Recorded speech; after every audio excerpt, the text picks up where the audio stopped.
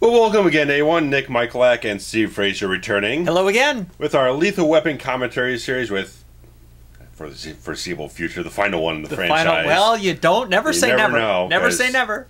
Maybe they aren't too old for this shit yet. Oh, well played. We'll get to that, because we'll get to that. Well played. Anyway, so it's Lethal Weapon 4 today, guys. And if you want to sync up our audio-only commentary with your own copy of this interesting film, go ahead and hit the timestamp to 0 and press play in 3, 2, 1, play.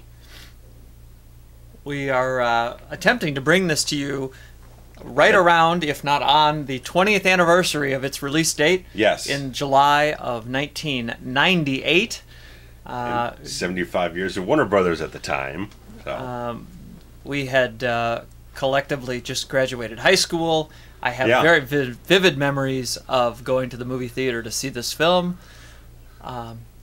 because I was such a fan of the other ones. And once again, we have, right off the bat, we're starting it up in the middle of the scene. Yeah. And this one, same director, yeah? Yeah, Richard Donner all the way four. Through. Yeah. Yeah. Which, oh, we got a friggin' RoboCop guy here. Oh, there's an idea. Oh, Lethal Weapon RoboCop crossover. Anyway, regular asshole. Hopefully, if you haven't done it yet, you've put on your subtitles so that you can follow the along. dialogue. Yeah, makes it so much better. Yeah. So this is classic. These two. Yeah. Arguing about strategy. Because again, I hadn't seen this film up till recently. Yeah, you just watched this for the first time. Yeah, about a week and a half ago.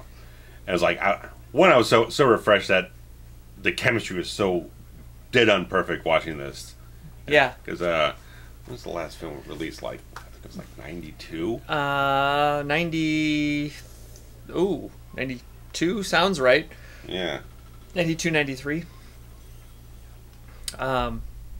So we had 87, 89, then I think 92. So this is a... It's been a hell of a jump. 6-year gap at least. What an interesting idea that they would stroll up on this guy just trying to torch the town here. It's almost like something from a superhero movie or something. Yeah, it's a super villain right here. Right, this is definitely how like an Avengers movie would start. Yeah.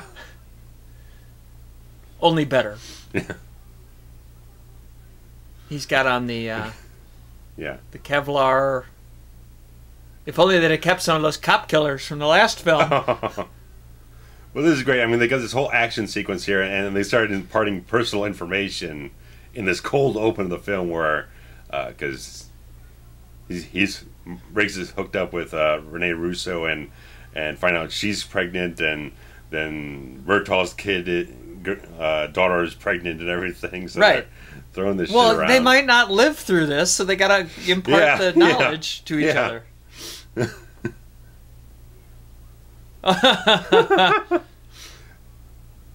fact that the performances are so good, you got fire going on, you got the rain machine going on. They probably had to ADR this shit, and it's still as good as ever. I mean, this is a hell of a scene. Yeah. Just think of the logistics of closing down. You know, the buffet had to be closed. Yeah. The Phillips 76 with the round dome there. That was look at this. LA is burning. Oh, this is wonderful. It's a Van Sharon song. Gary Sharon fronting Van Halen. Oh, okay. From the terribly received Van Halen 3. I remember when Van Halen 3 came out. I do too. I remember seeing the video. And I wasn't a huge fan. Not many people are. I mean, because I liked Extreme, and obviously to me, Sammy Hagar fronting Van Halen is the greatest incarnation of that band that has ever happened. I like Sammy's stuff too. I absolutely cannot stand David Lee Roth. There might be two songs in the original Lee Roth era that I like. There might be two in the in the Hagar era that I don't like. This is amazing. Sorry, we digressed. We tend to do that. I had to mention it. I had to mention the song because it's so. But none of the Gary Cherone. It's so era. 1998 to have that album featured on this soundtrack. Oh, here we go. The distraction. And then he's gonna blow him sky high here. Oh yeah. It's a Rocket Man. Oh right shit! Right into the tanker. Oh, that's a hell of a bump there. Look at this thing. Yeah. Look at this production. Yeah. This film has some major fucking action set pieces in it. I mean, I bet that was the wife's car, wasn't it? I'm sure it was. Oh no. That's Riggs right there. That basically sums up their entire. There's his black ass in the rain machine.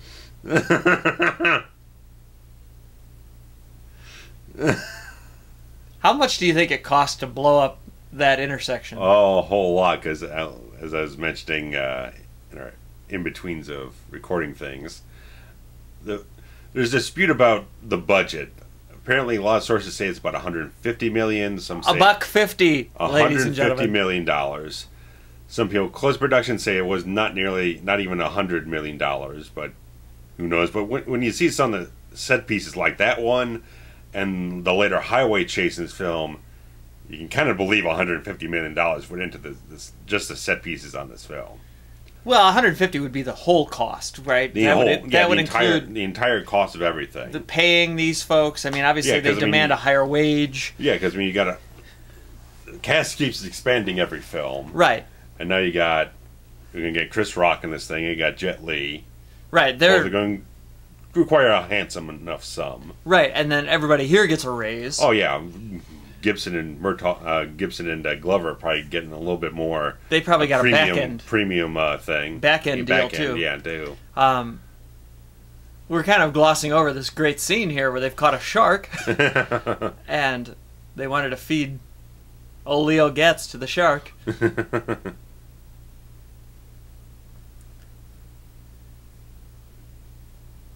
And they're still contemplating life. He's really hung up on this married thing. Yeah. I mean, again, he's just such a down-home, like, good person. Yeah. And then there's him. Oh, dear. They do have this chemistry, though, and all of these heart-to-heart scenes that have taken place over the course of, this is now the fourth film. Yeah. And just when you think, oh, they've been friends for, 15 years at this point, or whatever it is, like, how could they possibly, how could they have this kind of, conversation and not know, but it works. Yeah. Because, again, a lot of problems with making sequels and still creating new character arcs is, like, where do you go with someone after, like after Lethal Weapon 2, Riggs has kind of gone through the entire mourning process, the catharsis about his wife being, having died and everything. You have to introduce new elements, new characters, so you introduce a new relationship, and that develops into this, where they're having a kid together, and do they get married, do they not? So, I mean, they take a lot of the right steps to just give the characters more to deal with. Can we get "Pump Your Fucking Ass" on a t-shirt? Sorry, I didn't mean to cut you off. Right. Pump your fucking ass. Nobody delivers a line like Joe Pesci. Nobody.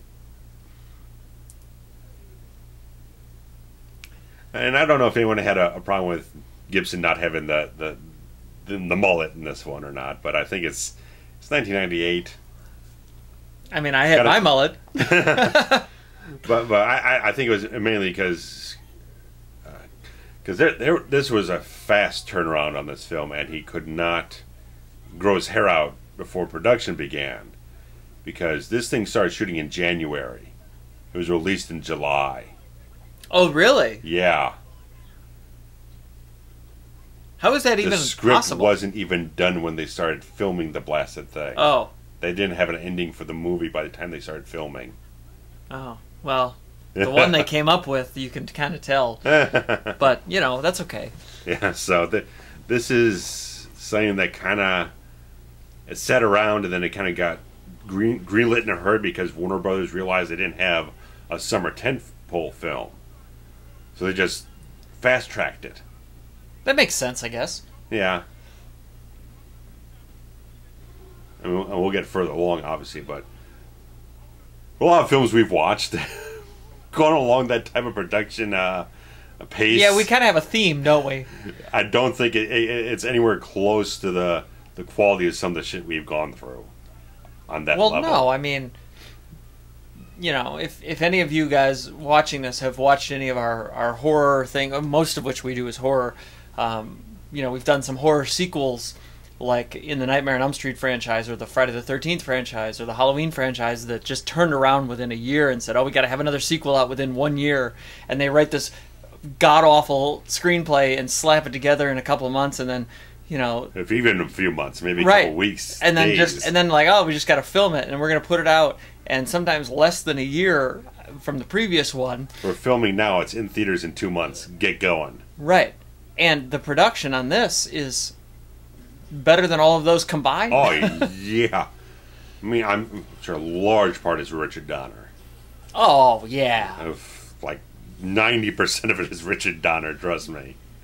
Because the guy, for what I know, when he did Superman 20 years before this, the guy, if he's passionate and he's thoroughly committed, the guy is going to chug through with more energy than anyone else on the production. He'll be exhausted, but he's not going to stop until it's done. I mean, this movie, especially with that kind of budget, yeah, really feels like it took forever to make. Yeah, this feels like a 4 or 5 month shoot type of thing. I mean, here's a friggin' freighter. I don't know. Like, this whole thing is crazy. Big set again, another big set piece. Lots of pyro, lots of stuntmen, lots of camera setups. Yeah, I imagine they didn't film this in LA Harbor. Yeah, I'm sure it's in a pool of some kind. But yeah, this is some kind of tank on the backlot or something of Warner's. It always amazes. I love when ancillary bad guys just shoot their guns as they're dying. That makes me laugh. That boat's gonna crash. Yeah.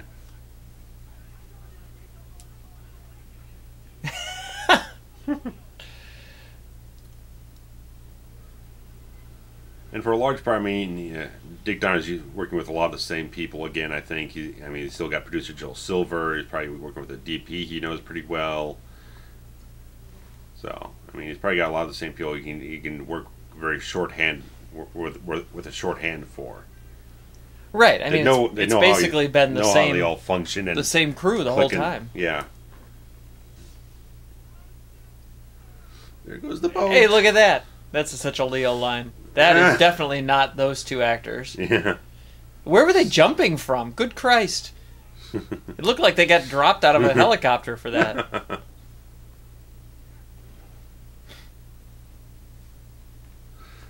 Oh, he's got the laser sight thing. Wherever the red light goes, you bang. You bang.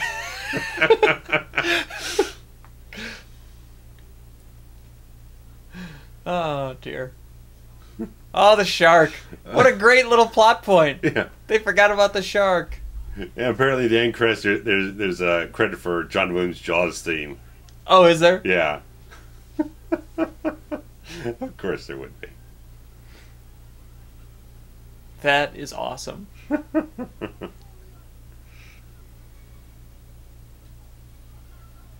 So, yeah, this definitely sets up this Chinese element, and then nice little martial arts there. And this is well past the time when martial arts was trendy. Yeah. I don't know if it was making a comeback at this point. Yeah. Well I mean, yeah, because like Van Damme and Seagal really kind of are bowing out of the theatrical run stuff, but you got the John Woo stuff still kind of kicking around, but not being very successful. And I guess this was around the time of like Rush Hour. Yeah, because I guess Chris Tucker was considered for Chris Rock's role, but then he goes off. It was either that, or I think it was. No, I think it was Jackie Chan was approached to do the Jet Li role in this thing. Turned it down because he didn't want to play a bad guy, so he went off and did Rush Hour instead, which I think was released the exact same year. I think so. Yeah. It was shot about the same time. And a boat full of Chinamen.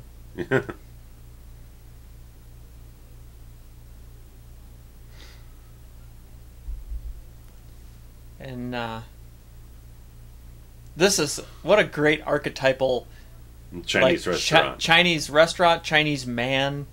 Oh yeah. I mean,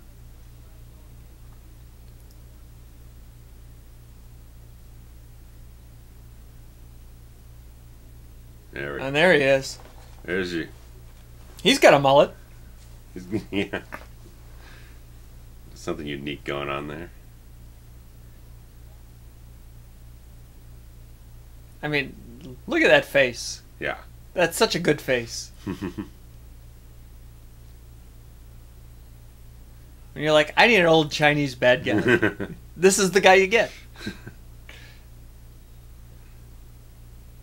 See there are James Hong from Big Trouble in Little China. Oh, sure. Yeah. See, I was not familiar with Jet Li at the time. No. This is pretty much his, I think this is his first American language film. American produced film. So maybe that didn't cost him that much. Like, yeah, you know what I mean? I don't know. I mean, Chris Rock was becoming... Oh, yeah, he was getting... He was becoming a thing. Wave type of thing. Yeah. Crescendo.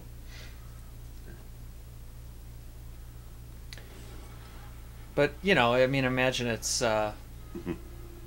Was Gibson or Glover... Gibson was the top billing on this, right? I imagine he would be. Cars don't do that, for the record. No. We've talked about this. Yeah. Cars don't explode when you touch them. Yeah. Oh, angry Chinaman. Did he really have to roll down the window? No, he didn't. I didn't think That's so. just to convey to the audience, Sure. That's all. Yeah. But yeah, I imagine Mel was the top bill on What this. a great look on this Coast Guard policeman. He's heavy. He's got a walrus. Oh, yeah. I mean, this guy's been in a lot of things. Oh, yeah. But what a look. That is a great look. 98% of his roles are cops, I'm sure.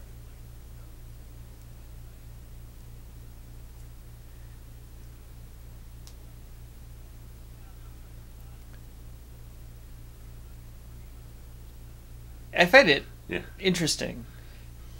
I mean, the whole idea of this movie is around, like, smuggling in immigrants. Human trafficking. Human trafficking. And you watch this and you're like, wow, that's an interesting story, but it's just fiction. And then you think, how many people come into the ports illegally, like, on a weekly basis? Yeah. Like, this kind of thing, I imagine, happens. Yeah. I don't know how. Like, I mean, and I'm sure that our security has gotten better in the 20 years since this. Yeah.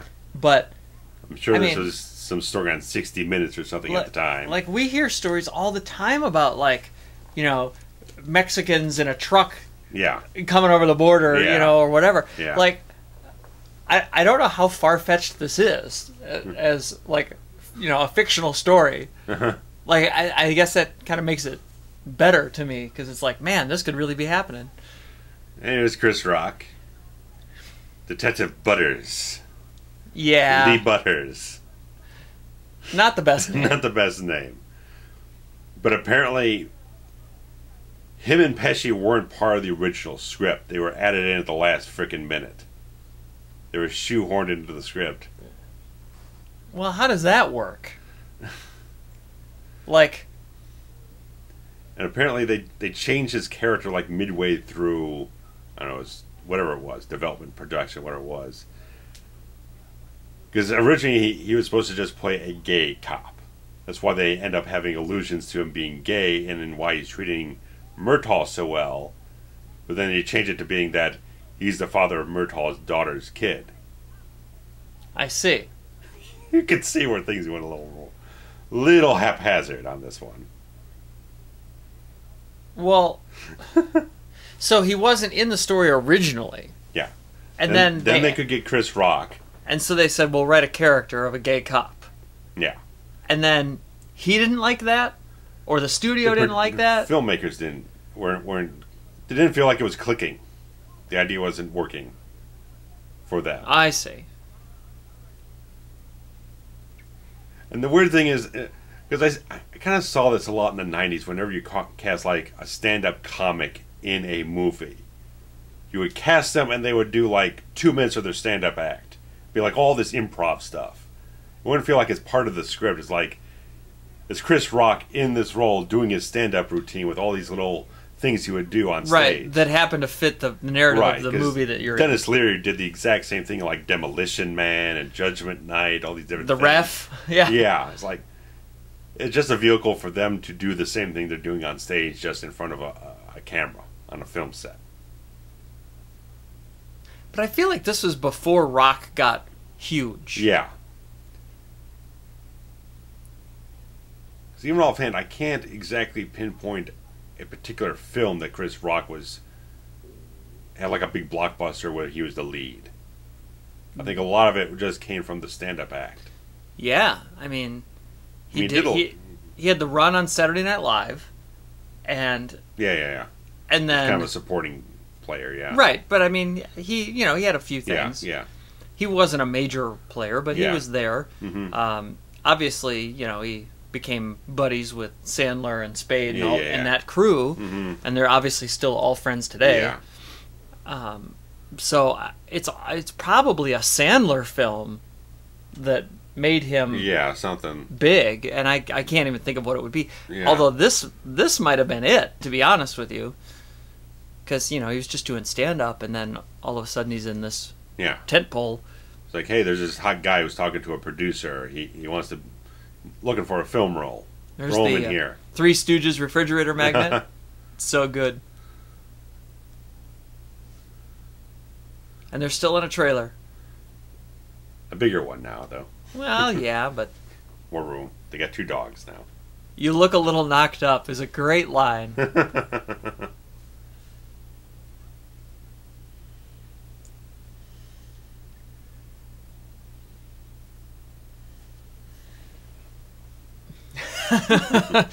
The boat sank. That's a beautiful dog. I'm not really a dog person, but I like Rottweilers. I like dogs. I would never own a dog. Okay. I have no problem petting a dog or, babysitting a dog or whatever the case may be. I'm not afraid of dogs. But my God, way too much work for me. Give me a cat. I'm allergic to some cat hair, and I'm afraid of dogs. You're afraid of dogs, okay? Because I almost got bitten on the ass by. I also have gotten bit on the ass by a dog. I almost did, because I was going around as a kid with a friend who was like a Cub Scout or whatnot, going door to door, and the dog leaped out, kind of ran out of the front door and started chasing me halfway down the block. I actually got bit on the ass. Oh. God, circa 1990-ish.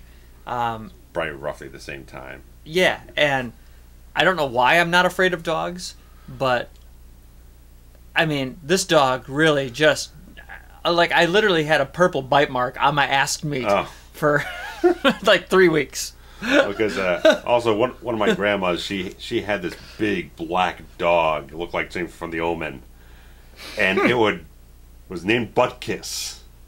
After the Chicago Bear, okay. And it would bark at everything. You would go to her house, and the thing would bark up like it was going to rip your throat out. I absolutely hate a dog Scare the crap bark. out of me. Dogs barking and children crying are my two least favorite sounds in the whole world.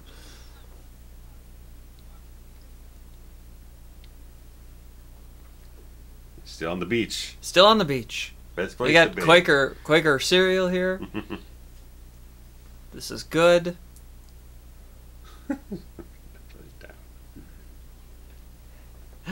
Oh.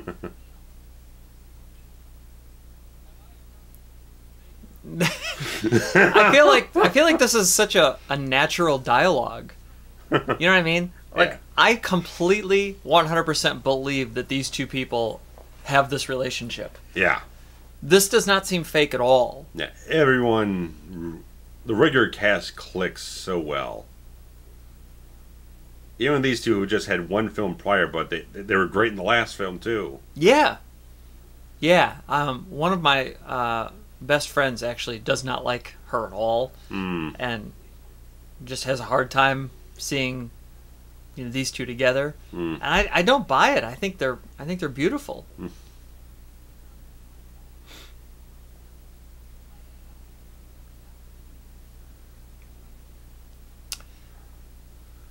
So we're kind of setting up a plot point here. Yeah. That Murtaugh's dirty or something. dirty like that. cop Murtaugh.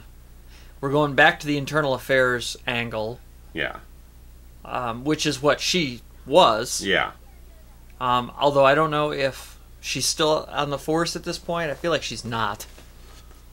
Probably on like maternity leave or something. Well, that'd be too soon. You don't have maternity leave until actually Before, give birth. right? Yeah. Yeah, she would have been on a desk job if she was still on the force. Yeah, but IA is a desk job, really. Yeah, so that's exactly the point.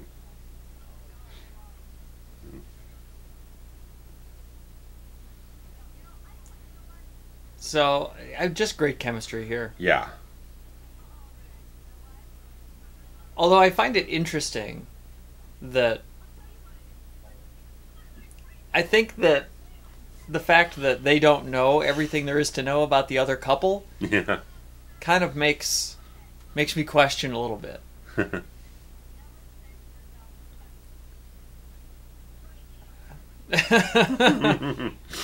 Right hand.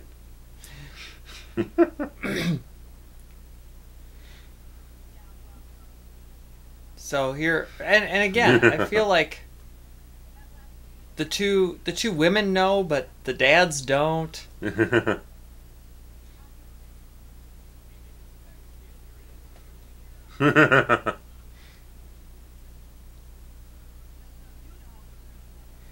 This is, I mean, there's definitely a lot of meat on the bone here as far as, setting up plot points. Yeah. You can go a whole bunch of different directions. Yeah. And again, it's good that the film started out with two hot action sequences, so now you can settle into the characters and the storyline, so you've got the action beats satisfied and you can get the characters moving. I really just want to be here on this beach. Here's most likely our backlot. Backlot, yeah. It's kind of like the best looking backlot I've seen, because they always look a little fake somehow. Yeah, this one looks They just great. never look quite worn in.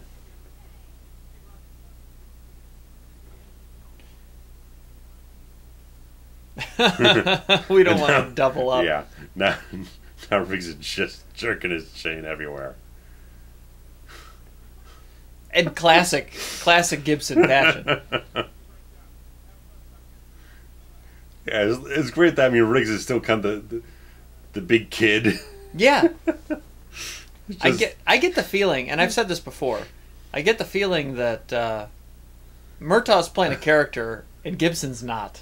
Like, I feel like this is Mel Gibson. Yeah, because once he's kind of stripped away the suicidal baggage and everything, he can just be a fun character. He can play the goofy stuff more freely.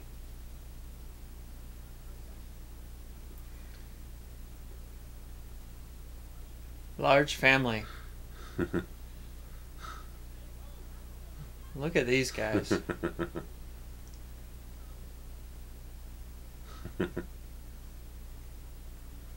Just want to know how he explained this to Trish. Right, like, And why does she go for it? Exactly. I don't know if any of y'all are married, but if you are, imagine you bring home a dozen Chinamen. Yeah.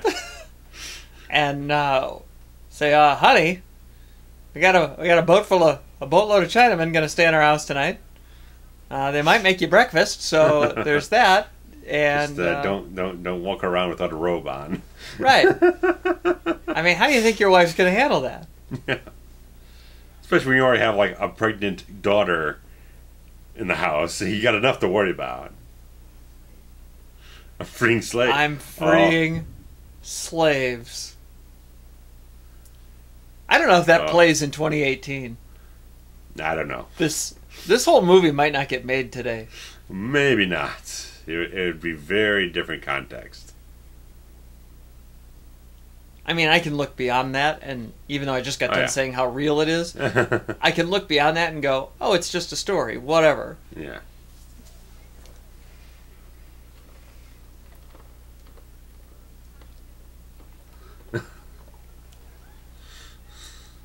It's almost like they were raised by Riggs. They have Riggs' sense of humor. Yeah. Well, he's probably over there every Sunday doing his fucking laundry. Well, yeah, he's basically grown up in their house. Yeah.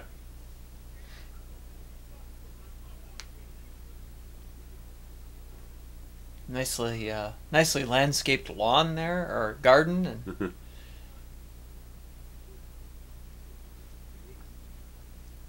there's an inside joke, right?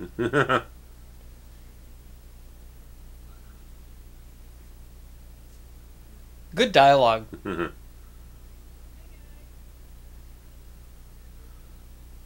So he, Murtaugh, pronouns pal, is in on the secret here of why they have money. Yeah. So they're about to tell Riggs. Why wouldn't anybody ever tell anybody? Like, why is that? Why is it a secret? Well, we'll see a little bit of something in just a minute here. I think it's coming up soon. But if Murtaugh told Riggs, Riggs would tell everybody in the station, and they would rib him. Oh, I see. Endlessly I see. Okay, so he didn't want to get ribbed. Yeah, because that comes up with the chicken dance thing. Okay. He's coming up here. I think it's a little shortly. Right, and it came up with the condom commercial in the previous film. Oh yeah. So that shit. Yeah. Top humor. It's right. just like one less thing I don't need. Right. Need everyone to know. Yeah, this. Because Riggs keeps posting photos of this all over the fucking station. And every time he takes them down, he's got another copy to put up later? No, he's putting the same one back up. Oh, I thought it was a different one. No. A year. Well, it's technically 9 months. So they're just fudging around. He said almost a year. Yeah. See, he's got another copy. Give me it. That's why he doesn't tell about Trish being the author.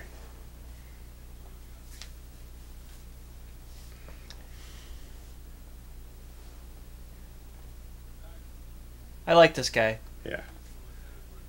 Again, the consistency in the cast is just so rewarding. After we were just talking about Halloween 6 and recast a beloved character, and you look at this and it's like everyone's familiar from every single film in the franchise.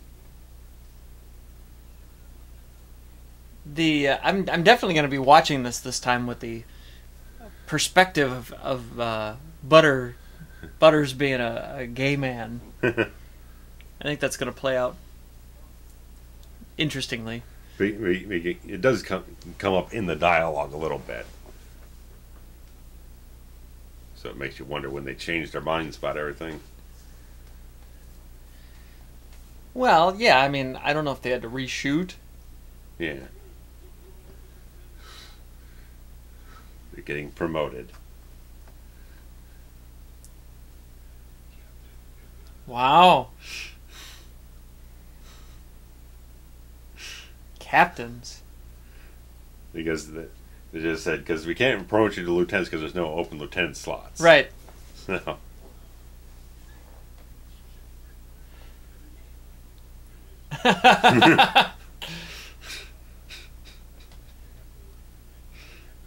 Captain? Keep you off the fucking streets. I want to be captain.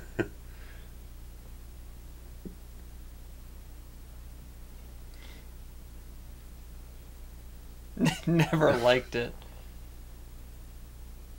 Fucking experiences of my life. I love it. Because even the last film, he was like, these motherfuckers got me so much grief. Oh, Captain, my Captain.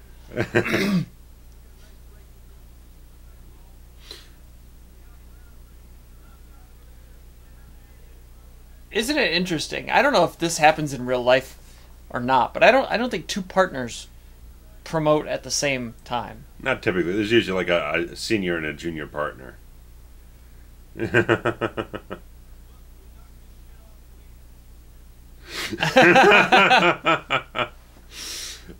And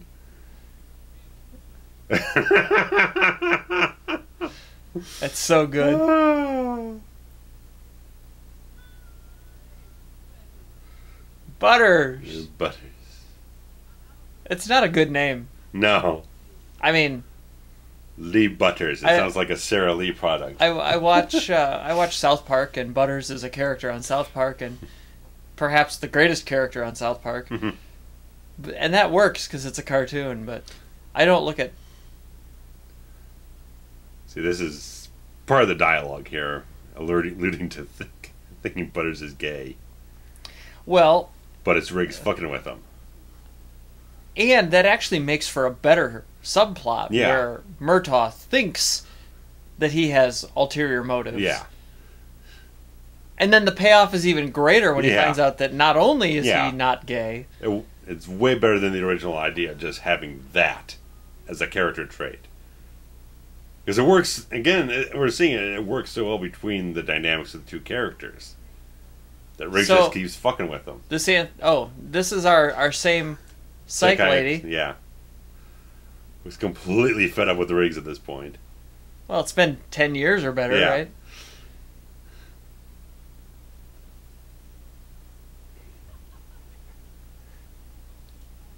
This woman is great. And you're right. I mean, the fact that everybody's back on board. Yeah.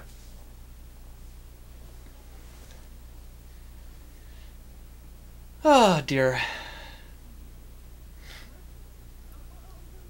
What's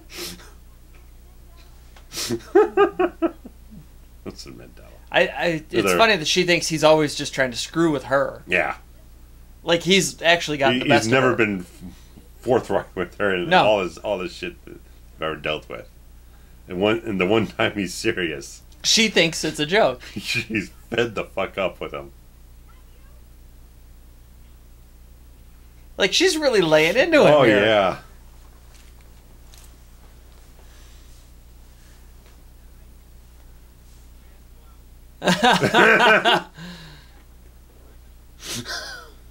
It's so good.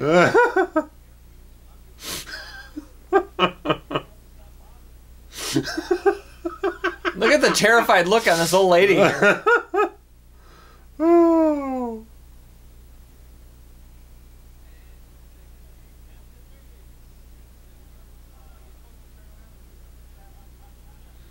So, here's another instance of a big wall of photographs and lines and diagrams and maps and art department going to town. Yeah, God, I love it. I want to do that for a living.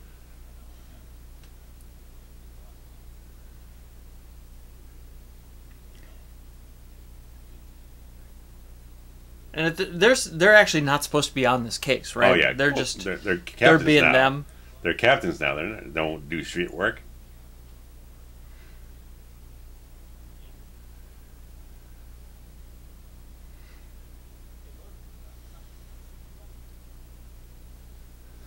Burger. Burger. Call them burger. They call them biscuits. Yeah, I remember biscuits.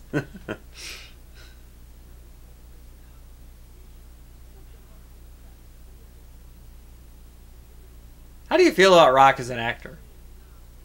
He's okay, because he did a film a couple years ago called Top 5, where he was kind of slightly kind of autobiographical, this kind of comic who's kind of gone a little bit on a downslope of his career, and he kind of turns it around. So, and that film was pretty good. I like the film.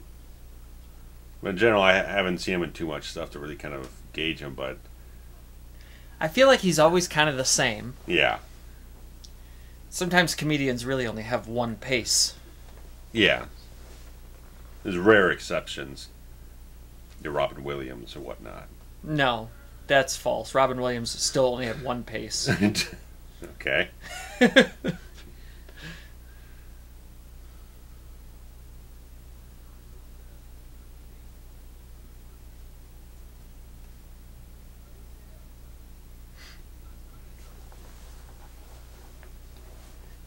So yeah, I don't know. I mean, it was kind of a,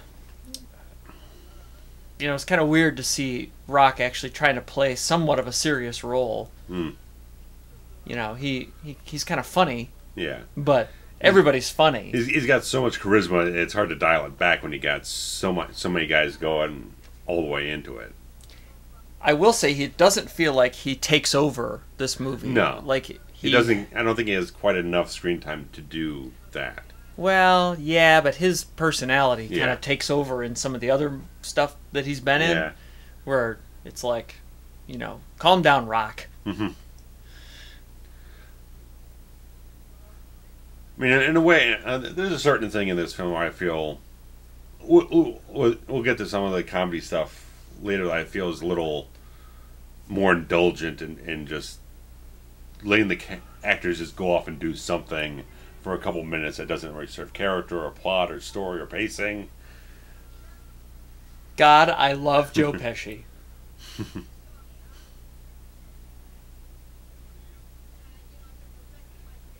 Oh, he's a PI. Of course he is.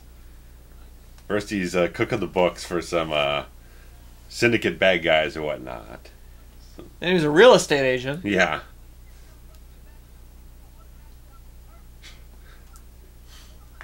Ha! Crips account.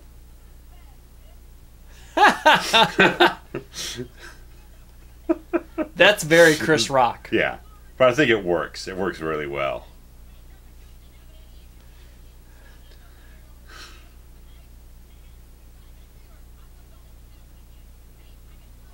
Oh, I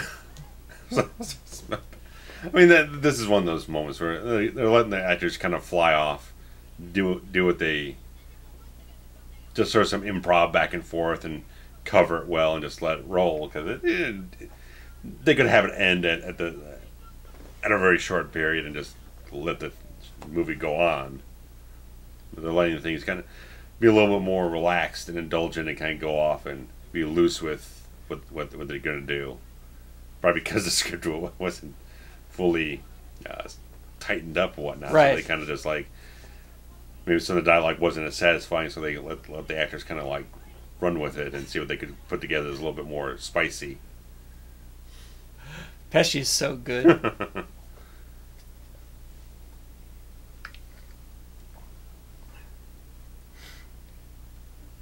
This set has always amazed me. Like, this is an office off of the dining room of a Chinese restaurant. With all these mirrors and the window. I think this would be a nightmare to film in. Hiding the crew and the camera and everything. Yeah, I mean, like, you don't even see a reflection of anybody anywhere.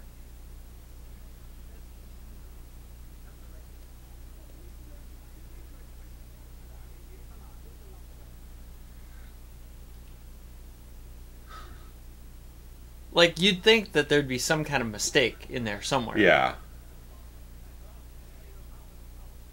But everything's filmed at just the right angle. Yeah. There's a kind of basic question like, why go through the trouble? Well, because it looks good. It looks good, yeah. And if you got 150 million, why not? Yeah. Make it look good. Flied lice. You plick. Yeah. I mean, 20 years later, I still say something about flied lice and you plick. Which, I mean, I'm sure is not nice, but whatever. It's funny.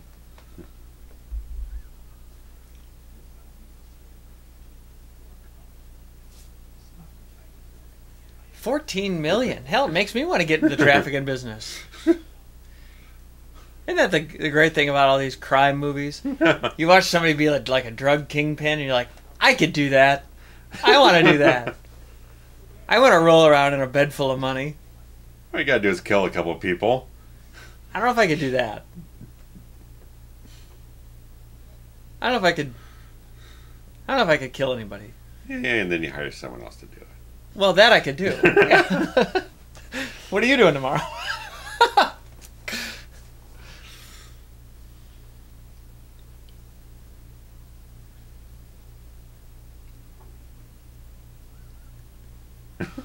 It's a weird whistle there. Yeah. Some of these shots you can almost tell they probably like shooting through the glass or something. Seems a little focus is a little. It's hard to say. Yeah. Oh boy! Look at this lion statue. Can you even call it a statue at this point?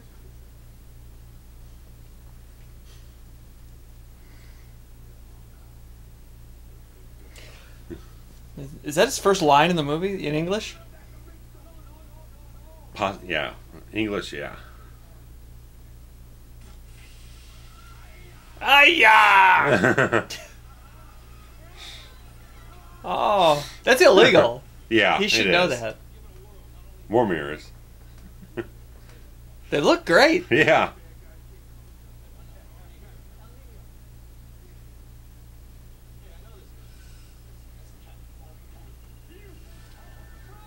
The captain.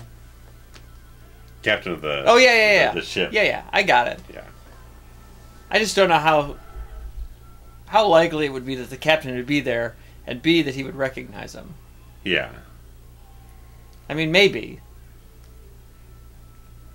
And again, here's another. Like, I don't think this is a backlot. I think this is. Oh, this is right in Chinatown. Right, in LA.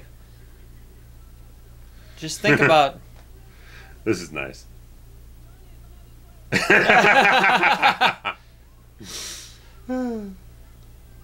Just think about, like, all these people are extras. Oh, yeah. They had to shut this place down, bring in a bunch of Chinamen extras. Have a couple ADs to wrangle everyone around. Right.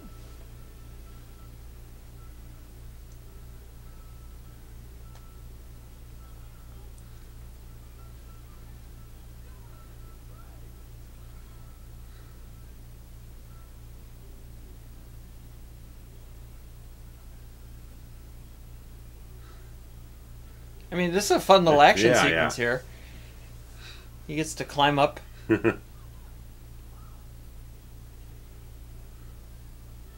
Although I can't imagine he wouldn't be completely out of breath and blown up at the time he gets up there. Murtaugh's well ahead of him on that.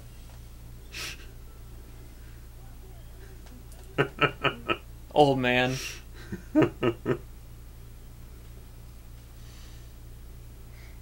This feels like the kind of place that would be abandoned now. Yeah, maybe. Or torn down and rebuilt into something else. I mean, one place I shot on one of my films is a pile of rubble now. Is it? Yeah. It was a strip mall that we shot in coincidentally, and it tore it down about 6-7 years ago. Immortalized in my film now. I was going to say. There's proof it was there at some point. Yes. And who is this guy? I mean, obviously he's the captain of the ship, but I mean the actor. Is he... Oh, I don't know. I've never seen him in anything else that I'm aware of. I feel like I have.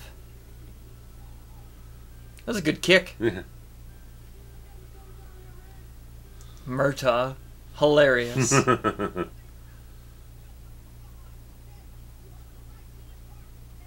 I remember this. I remember Johnny Cochran, I'll kill you. going to see this, and I had a stepbrother who was, oh God, he was probably 9 or 10 at the time, and he thought that part right there was just the funniest thing.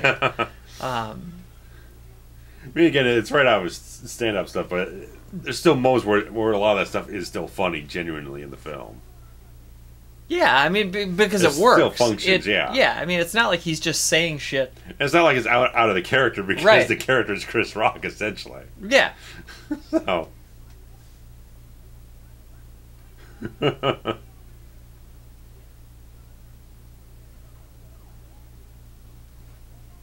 I'm so watching this the other day and whatnot.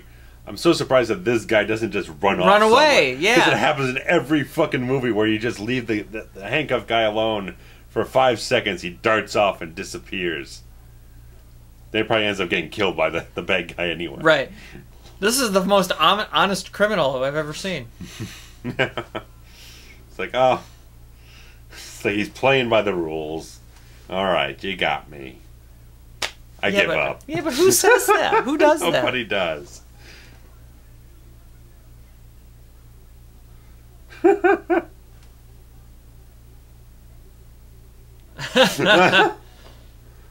Oh, shit, you'll log it up.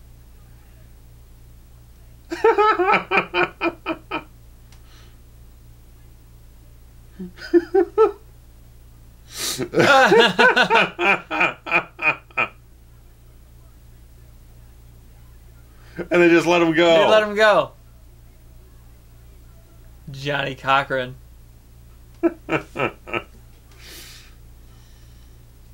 I mean, this is right in the throes of the OJ. Oh, yeah.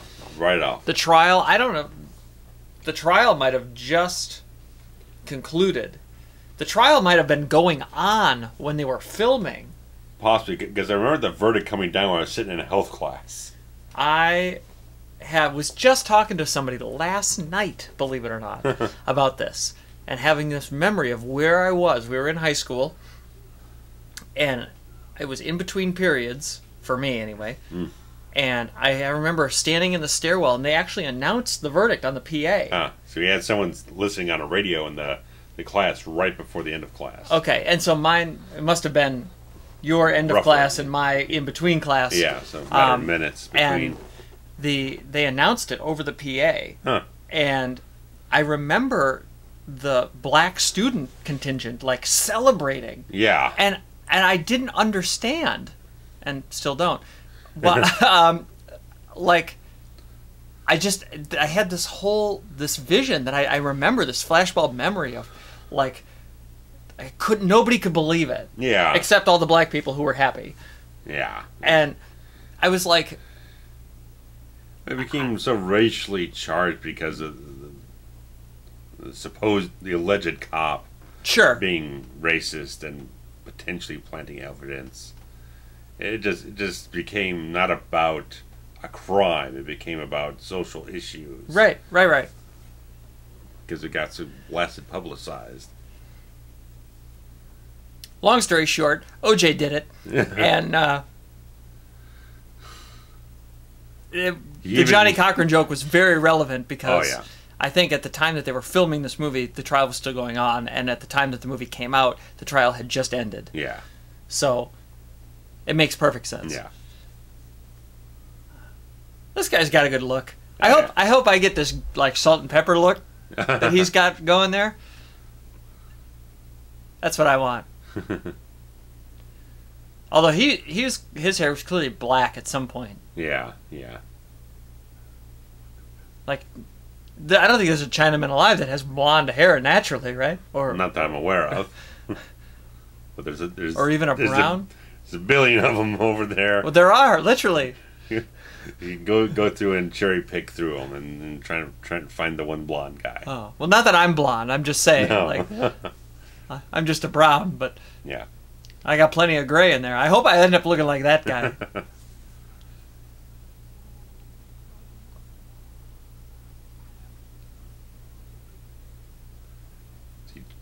Trent's been going gray for a long time, but he dyes his hair every so often. Does he really? Yeah.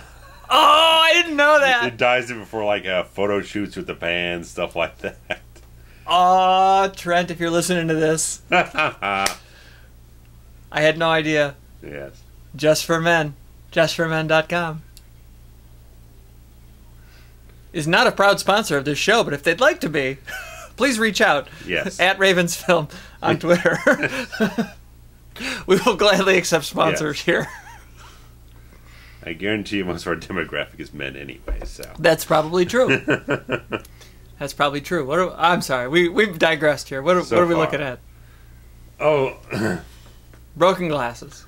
Apparently, Jet Li's extended family here is being released from that's correct. prison, and the whole plot is trying to get them over as a repayment of some sort.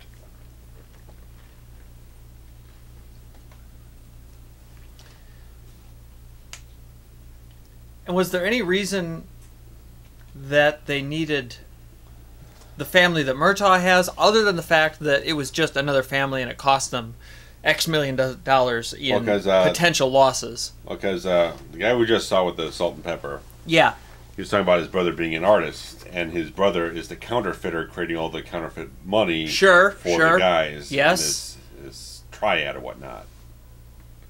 Which is why it's so important that they find him. Right. Because I guess that family is the leverage over this guy to make sure he gets the job done, more or less. Right. Right. They hold him hostage, and yeah.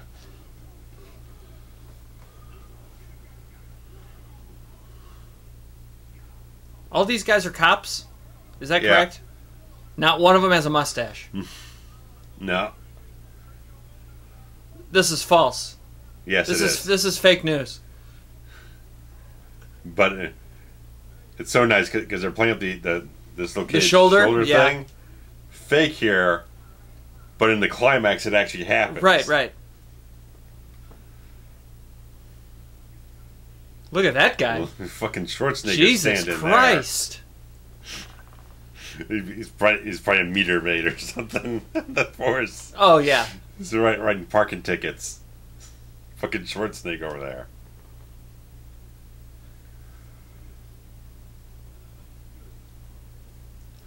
Well, this is a nice and funny scene here because when you're playing up to the age of the actors and the characters in the franchise, realize they're not as young and spry as they used to be. Look at this guy.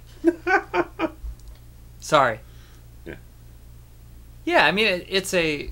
Not only is it a character development between them because he's admitting his shortcomings, but you're right. He's basically saying, hey, my character's been around for a long time. I'm old and decrepit now. You're getting too old for this shit.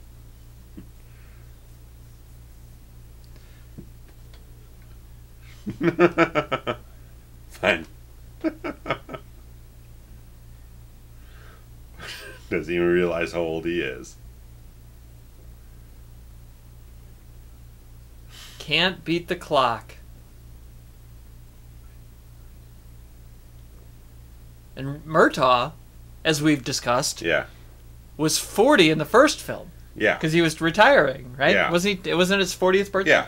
He was doing early retirement until everything happened. So by now he's 50. Yeah. And in 2018 he's 70. Yeah. And they want to make a new movie? Yeah. Now they're saying they're not too old for this. I mean, I threw out that at 70 his grandson could be going into the academy. Yeah.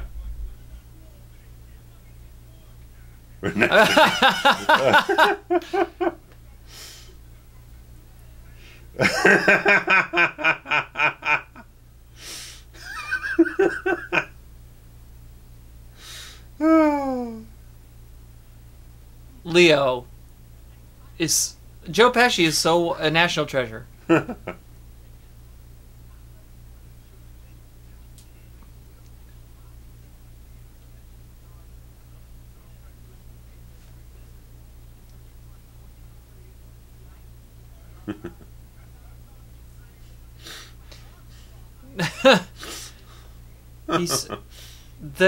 This chemistry is so good.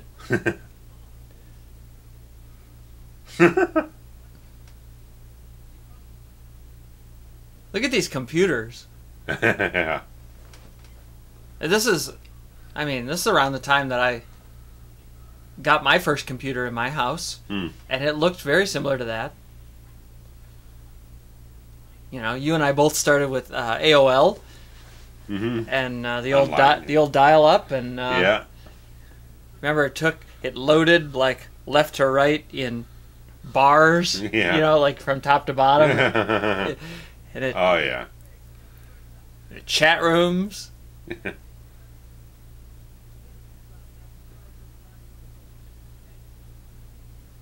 Oh, Butters, what a hell of a cop you are.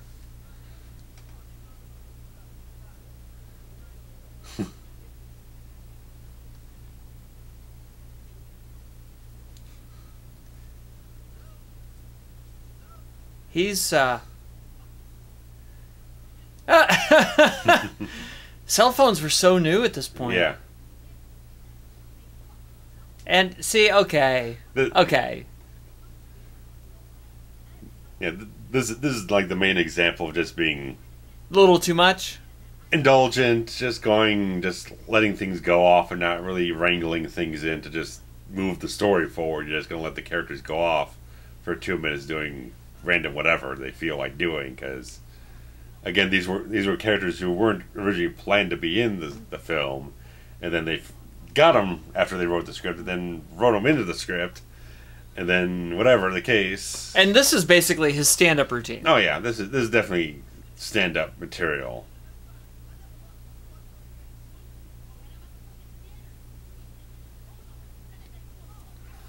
Oh yeah.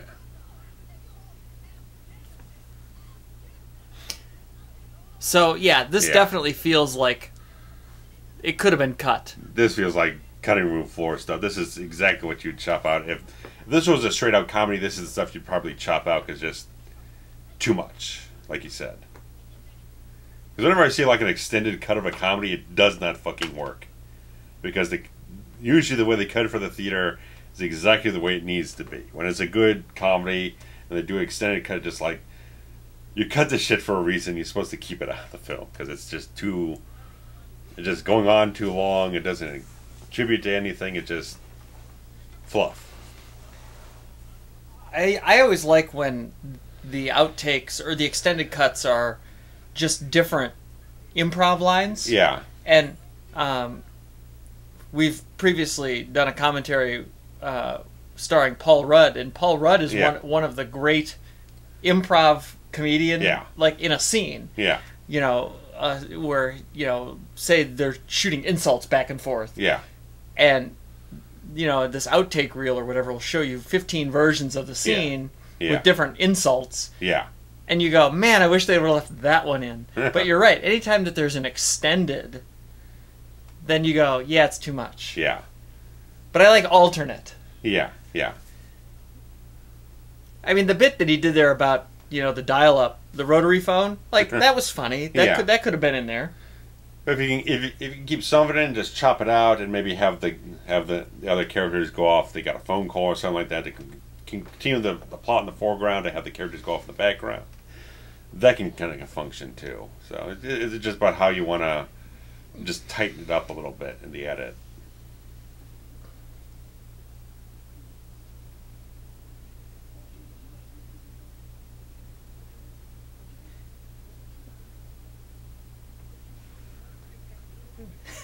So, this is another good moment of character development. That looks suspicious. What bad guys don't know where he lives? Oh, God. All of them. Have his family holed up in a bunker by now, you know? I was going to say, I mean...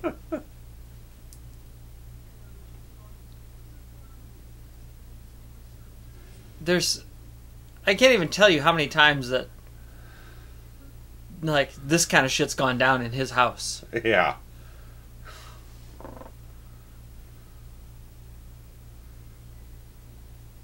Wherever the red light goes, you bang.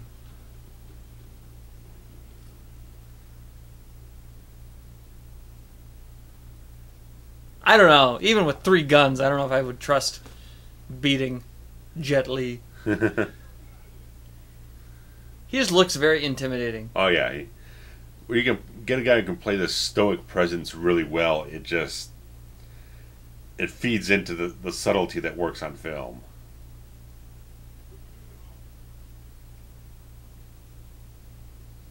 The fact that he's not intimidated with a gun pointed right at him, I like that.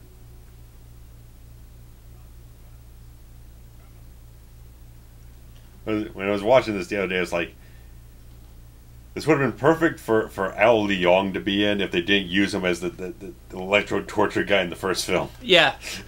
It's like they would have cast him if they hadn't already used him in the franchise. He might be a little old for the role, though. Yeah, but yeah, maybe. But I mean, just as one of these guys, a random henchman. Right, guy. right. Which is all he was in the first one. Yeah. Oh, there we go. Yeah. Some of these punches are not very good.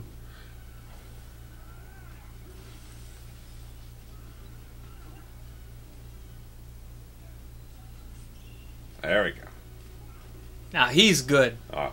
Apparently they had to have him slow the fuck down because it wasn't reading on camera. Oh, I imagine he just Yeah. goes at 100 miles an hour. Oh yeah, because I mean, if you watch a lot of the Hong Kong cinema stuff, I wasn't a fan of that thing. It was a little wire foo. But a lot of the Hong Kong cinema, they're just really fucking rapid fire fast. Because they usually cover a lot of this stuff in wide shots and long takes. And it probably has a lot to do with the shutter speed and everything, so they got to adjust that for how they make them over there. Oof. Yeah. And they're going to burn the house down. This house has been through so much. Yeah. There's a car went through the front window. It's like it's been through Gary Busey, and they put him through more after Gary Busey. You'd think Gary Busey would be enough. Then they had the nail gun fight and everything. Right, nailed them both. And they had the commode explode and right, shoot up like a rocket.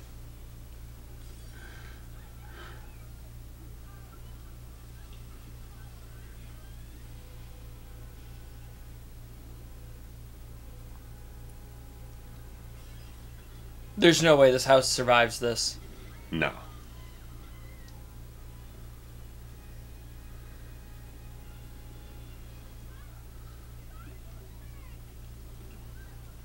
Do you know how hot it would be in that room? Oh. And the smoke, you wouldn't be able to see anything. Yeah. See anything, you wouldn't be able to breathe. So this is definitely movie set fire. Yeah. Oh. One of those fire rods, what do they call them? Oh. From the lens. Yeah. Well, that's not. No. I mean, just more the foreground flame stuff.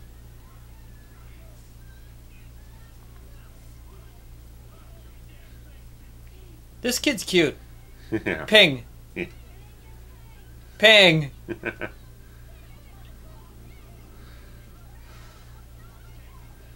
Yeah, they would all be dead. Smoke inhalation by now. They'd be coughing, suffocating.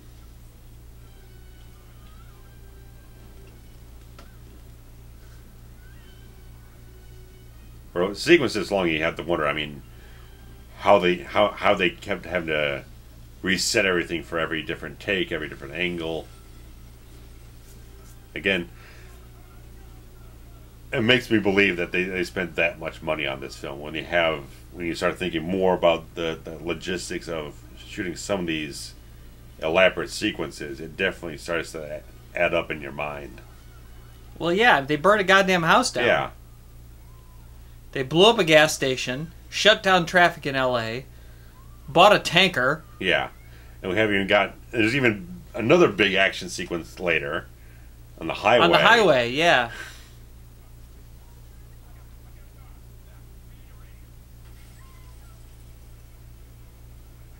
Car windows aren't cheap.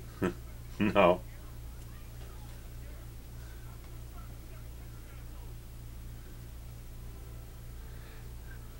I have to wonder because they were driven up to the house by the two cops. Right. And Riggs had enough of a wherewithal to think something just didn't seem right to go into the back, but he let the two officers go. Yeah. So, could say, hey, wait here for 5 minutes to give us the okay. Well, that's why you and I don't write movies. Because we would have things make sense. I try. Well, me too. We don't write movies for Warner Brothers.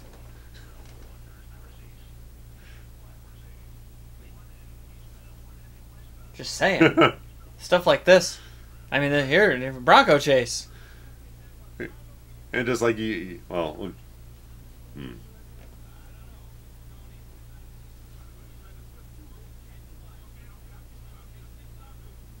I love that they just argue. Think positive.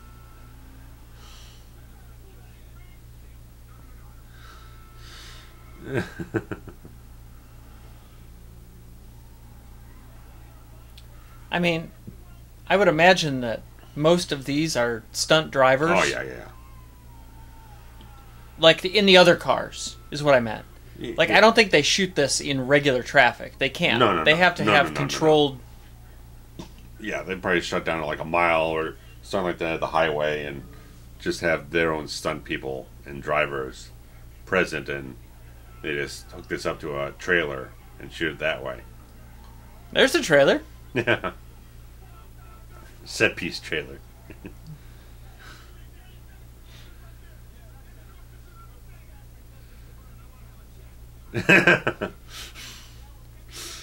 This is pure Riggs right here.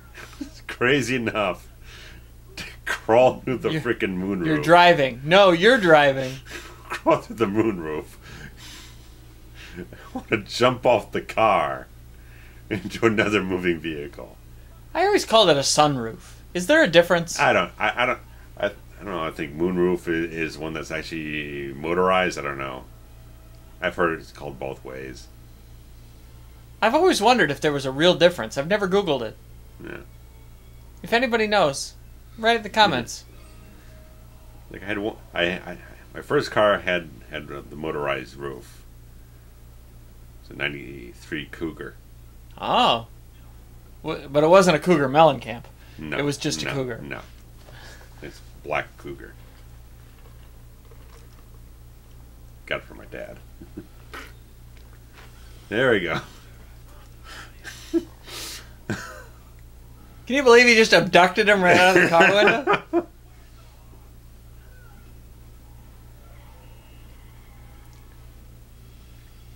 I see these people. I see all these weird, these stupid lists or whatnot you see online talking about the greatest car chases in movie history. It's like no one ever talks about this one. No. Ever. No, never. And this is such a huge set piece of everything going on. It's so elaborate. Yeah. I mean, people will throw in, like, this highway chase from, like, Matrix Reloaded where half the thing is CGI. Right. This is all practical stuff. There's not even, like, a rear projection shot. It's all done on the move. Like, look at this. What if the plastic breaks? Yeah. I'm sure that... There's harnesses and shit like that, but still, I mean, come on. Just shooting this is immensely dangerous. I mean, look at that shit. Right. That might not be you gotta the throw actors. This guy off. He's got to do this roll.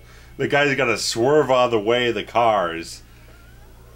Freaking Christ. And they get run over. So even if these aren't the real actors, they're still stunt actors. That's still a person. Like, that's not a dummy. That's a person. Yeah, that's a human being on a... He's table surfing on the 405. Yes. And this dude was a jackass driving the fucking thing. I think there's some kind of bogus cop trying to pull him over. A phony badge. What a jackass.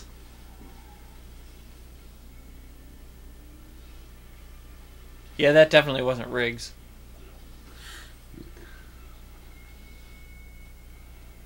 It's a decent stunt double, though. Yeah, yeah. lot of times it gives away is like the Sun Devil's hair is not quite right. Yeah.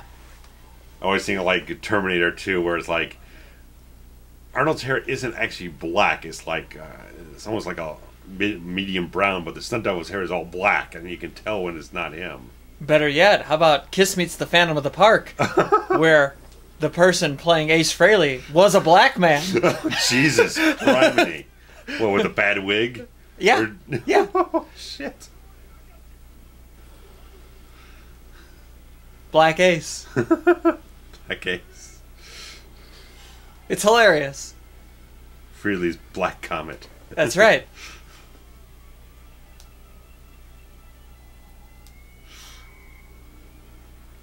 This is a hell of a sequence. This is phenomenal. You get this whole... And then he climbs back in the fucking car. Right. And again, that's not CGI. A person did that. Yeah. Maybe they were going 20 miles an hour and just, you know... Maybe faked punched the up camera. the footage. Yeah. But still. Somebody did that. This is why I hate all movies today.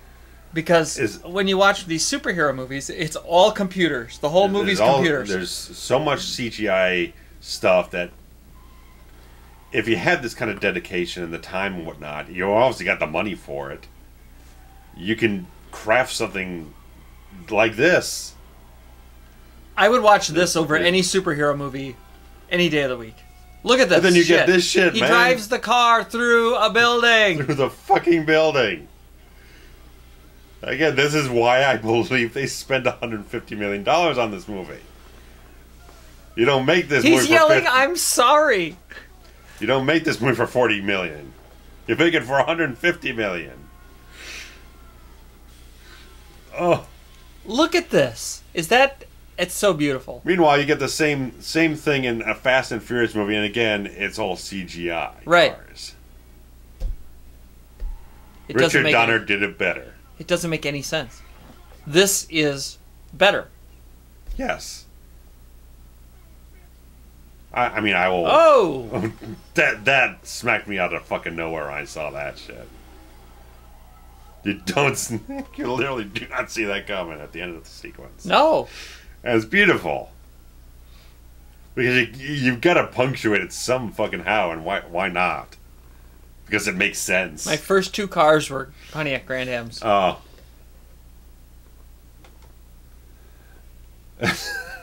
Just the humor at the end of it. Maybe a little bit. Just to decompress the moment. That's what's so great about these movies. Mm-hmm. That right there sums up the whole humor of everything. Has he got a little rosary bead there? What? Yeah, something like that.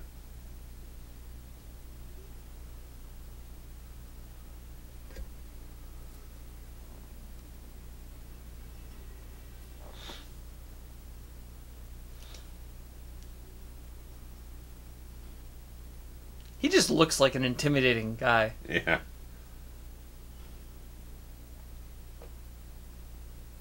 He doesn't even have to like scowl or anything. Just like...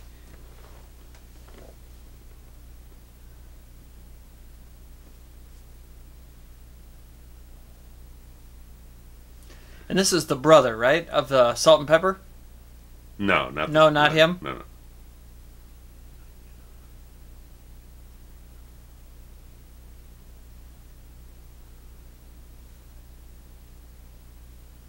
Oh, that's right. I got ahead of myself. Yeah. I do that a lot. This guy's the head of the entire organization that's doing the counterfeiting.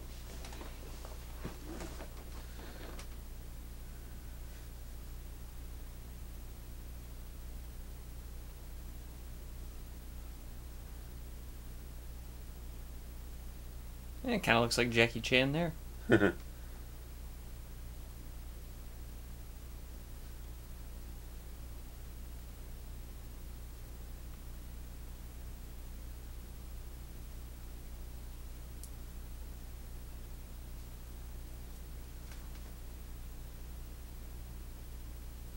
Not a lot going on here. Yeah. Little Jackie Chan, little Eddie Guerrero. What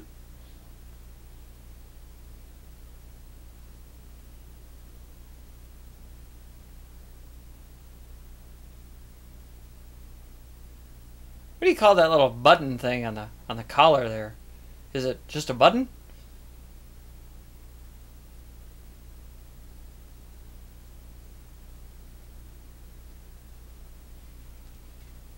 Oh, that poor house. Yep.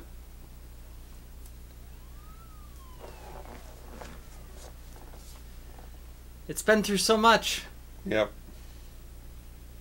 least they got all that book money.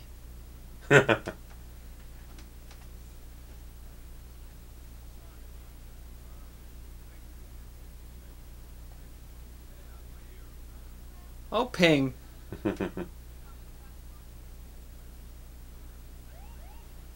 Ping's a good name. Probably the guy with the name that's not so good. Butters.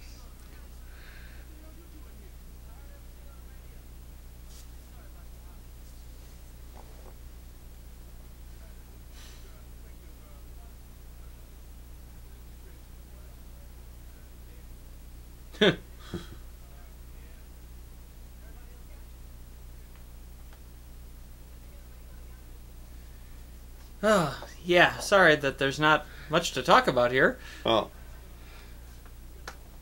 keep talking about the cost of the film, about 150, and apparently only grossed about 258 at the box office. So it's kind of like the lowest It didn't really profit margin. Right, didn't really break. You gotta make double to break even. Really. Yeah, because you probably have at least another 50 million of advertising costs and everything. So really didn't nail it. I can see if I can get a. Well, they got my $5 again, so or whatever it was. You got my money Actually, I lied. I was working for the movie theater at the time. I got in for free. I paid nothing to see this movie. I'm sorry, Warner Brothers. My dad and my stepbrother also free, so you got zero out of me.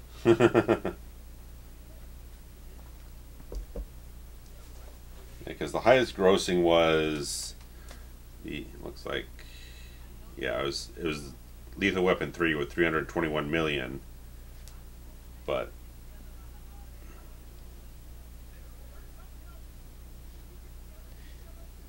is this the scene where he finally learns? Not yet. No. Yeah, because I mean the previous films all cost under $35 million each. Oh, and they all grossed, a multiple of that. Yeah, so the last film made almost 10 times its budget at the box office. That's a great success.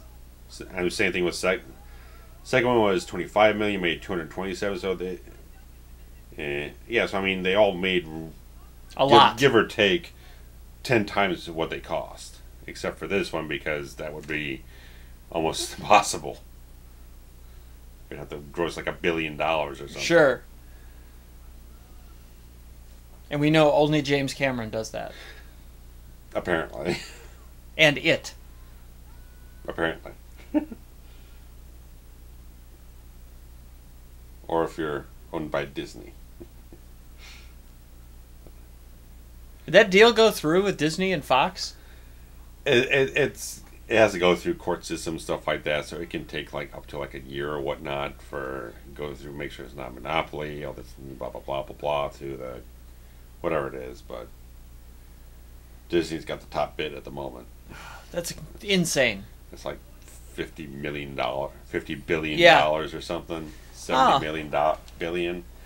Billions and billions of dollars. Yeah. That are beyond our scope of reason. Yeah, I can't even quantify.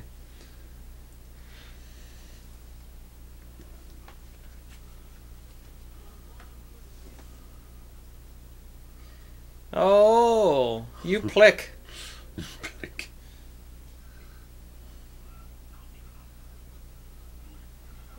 That's funny. You lousy cops.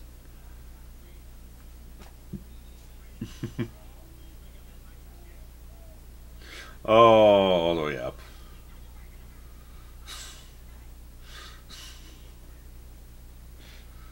I mean, They always get Pesci to do the distracting or the shit job. Because they want him out of it. Well, right. It's a double rib. As quickly as possible. They get their work done and they get rid of him. Yeah.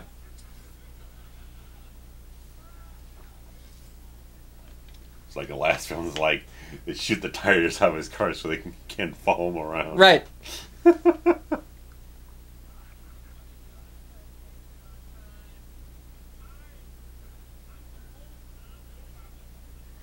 Oh, the four fathers.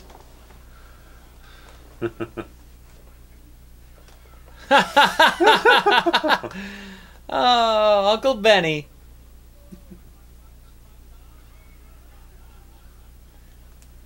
This would probably be a fun scene to shoot.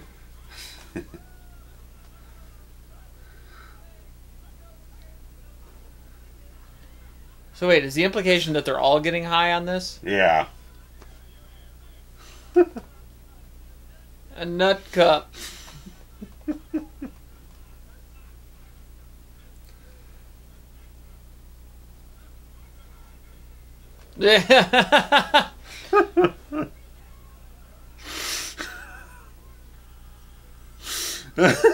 Again, it's that juxtaposition of what's happening in this room versus that one over there. Yeah, it's nice.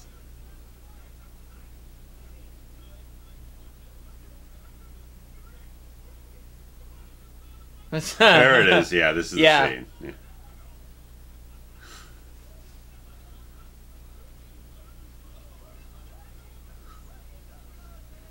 His four fathers. Yeah. Yeah. That's Chris Rock is so distinct. Yeah. Does that mean gay, sir? I guess so.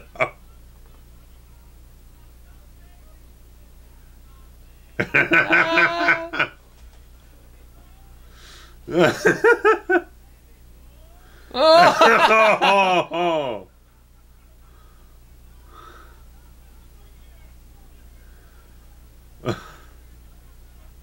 Oh, Pesci, what happened?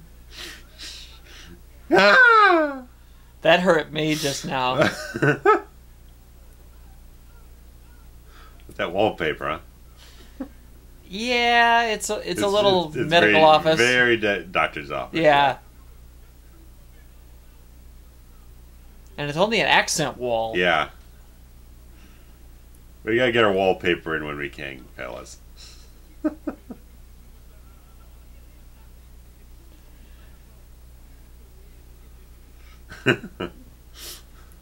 I like that they danced around there. He says, made me think he was and then they just didn't say anything. Yeah.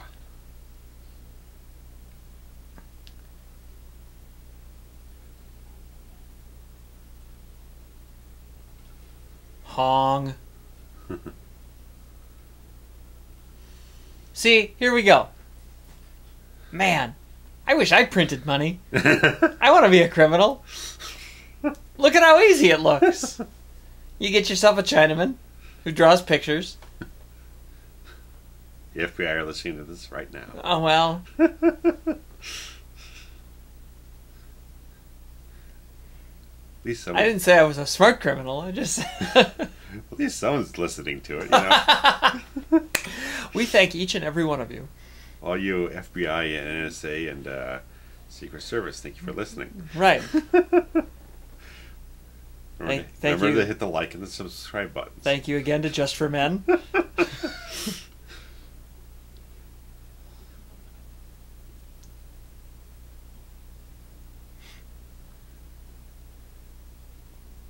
There we go. That's the brother. Yeah. And there he goes. Oh, no. Yeah. I forgot about old Hong dying. Yeah. Nice smile. I like the smile. A smile makes everything better. Yeah. Yeah, I mean, I do a little subtle things here and there, and it just really just works so well for Lee here. Young bimbo. Jiminy.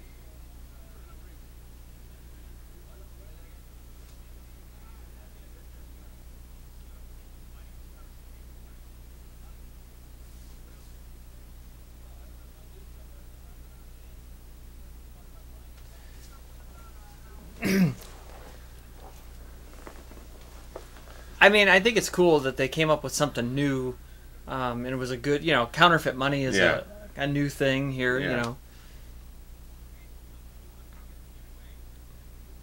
I mean, it's not a new thing, but it's a new thing for this franchise. Yeah. It was so easy back then. It's so hard now. Yeah. You can't get away with anything now. No. I mean, to be a criminal back in, 50 years ago, it's so easy. Look at that. And that's a paper cutter right there. Mm-hmm.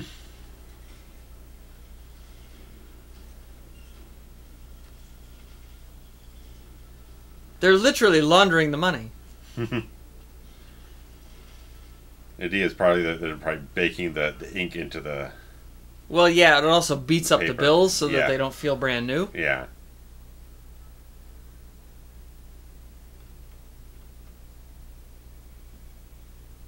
I mean, how brilliant. I want a printing press for money. I don't know what I would do with all that money. Probably travel around and go to events and That's what shows. You do already. Yeah, that's pretty much what I do, yeah. But I would be able to afford it better. And I wouldn't have to work 45 hours a week. Just a marriage conversation. They got a little pig in the car with them.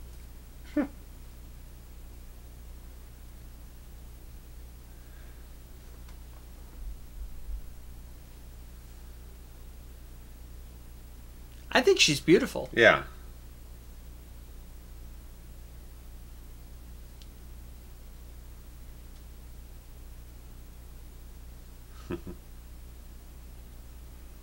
Ping has been kind of up and down here a little bit. Yeah. Let's have a long day.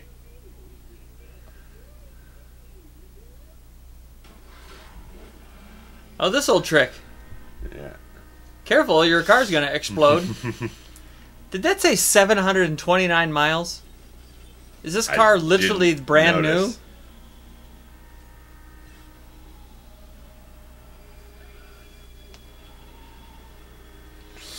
I mean, how good is that? Oh, there it explodes. Yeah.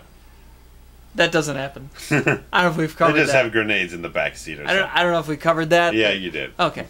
The first time they did it. And every other movie. It's a running gag. It didn't blow up as much this time. Probably will now. There Look we at go. this! That is the most unrealistic shit I've ever seen. It's like the DeLorean doesn't do that in Back to the Future 3. It just disintegrates into spare parts. Which is much more accurate. Yes. I always like it in a movie when a car goes over a cliff and then explodes in midair before it even hits the ground.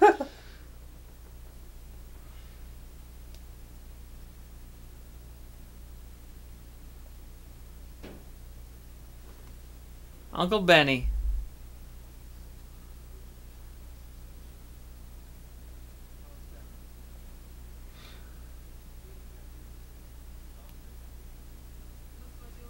It's interesting that they use that, laundry setup. Because when I was a kid and I heard about laundering money, that's what I thought of. Like, you put it in the washing machine. Yeah.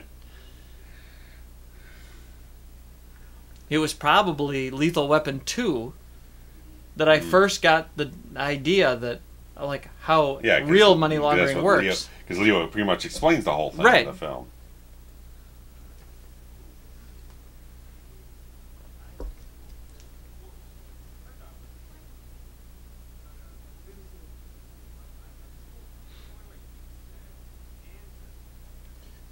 Yeah, ancestors, forefathers.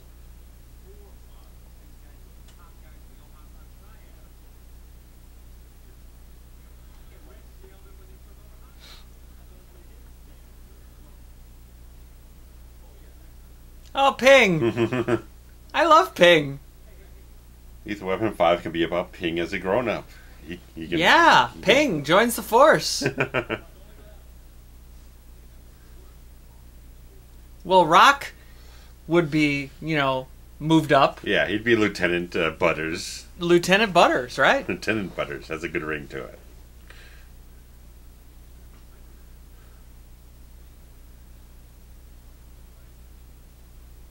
You plick. I love it. These two really wouldn't have to be in it much. No. I mean, it's well strained credibility to have Murtaugh doing action stuff when you're already showing him in this film being right, old, struggling to do these things, keep up with a perp or something. But if Rock was the lieutenant, and Ping could be a character. Yeah, and he got Rene as his wife. Right. I mean, it could. Obviously, their kid, Riggs' kid, could be joining the police force. Yeah, it was 20 years later. Right. Yeah. It's fine. I mean, you have these two bouncing around doing, antics from home, or, they're on a fishing trip or whatever. Yeah. I don't know. Clearly they like to do that. I think it could work. Yeah. It would have to be the right story. Yeah, yeah. Because I don't know what kind of a draw it would be. Yeah.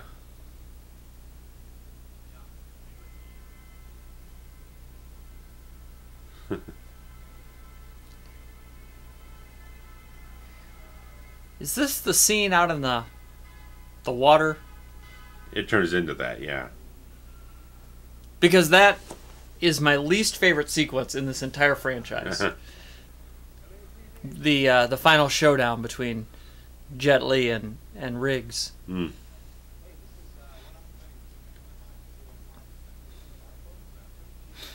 Fucko. Fucko.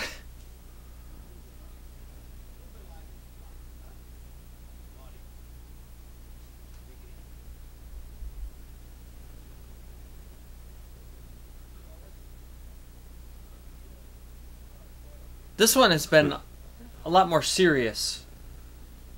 Like longer stretches of... Yeah, yeah. Without comedic or action or... Yeah. I mean, not to say that it's not entertaining, but...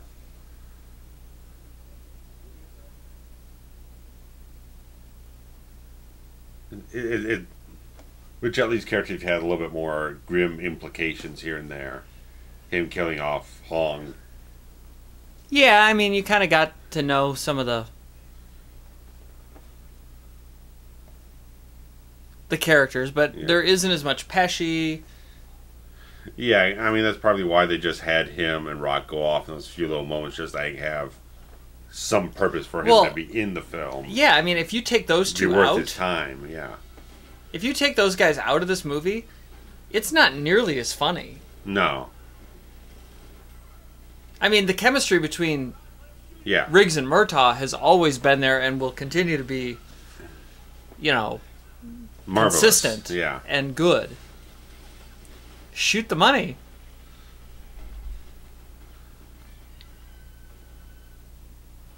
But, like, you can tell that it's kind of like, okay, we're stretching. Yeah. Because, I mean, Riggs and Murtaugh, there's a lot more, I think, urgency in their storyline because once they kidnap the family back and everything, it's like they don't really have time to just kind of jaw around with each other. They've got to be on top of it. They got to keep going forward.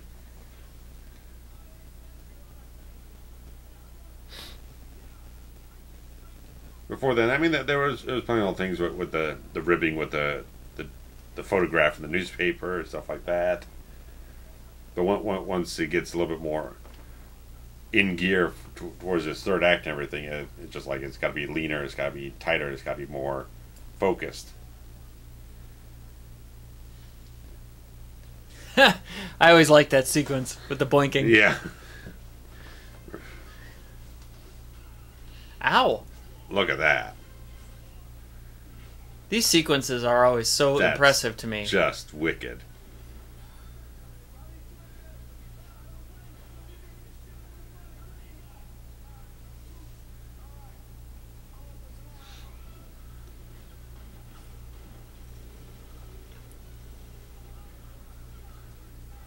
Isn't it interesting that this would happen in America? Like, why would they bother bringing all of these people over to LA or wherever they are just to...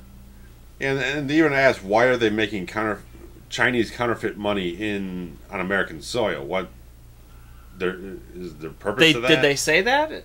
Or are they asked that in the film, because that's what I want. I don't know. I don't know if there's a fact of like higher currency exchange at the time. I don't know, because it doesn't seem like it makes any sense. No.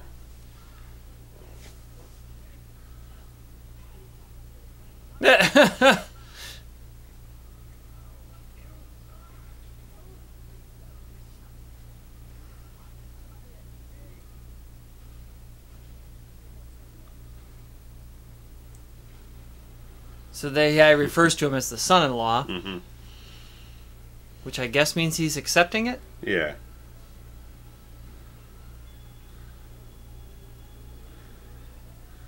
Yeah. All those barrels must be empty. Yeah. Look at that. Look at that, yeah. I wonder if he sequenced some of this, or if... Oh, there's the neck crack. The neck crack, yeah. Nice. Oh, Eddie Guerrero got it.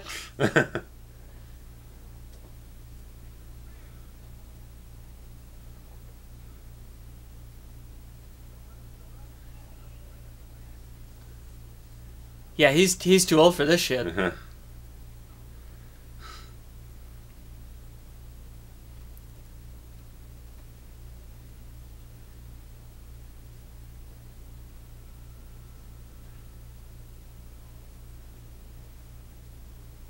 What is this, like the Port Authority? Where are they? Yeah, it must be good. They go in the drink later. Right, they got to be at the ocean. Yeah. In the drink. I like that.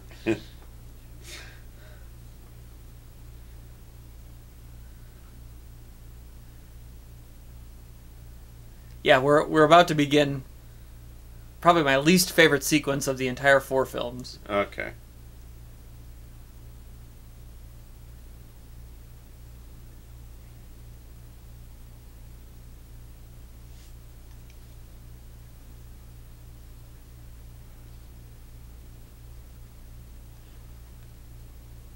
How is it raining that hard under... Yeah. Under the pier, under the boardwalk? Yeah.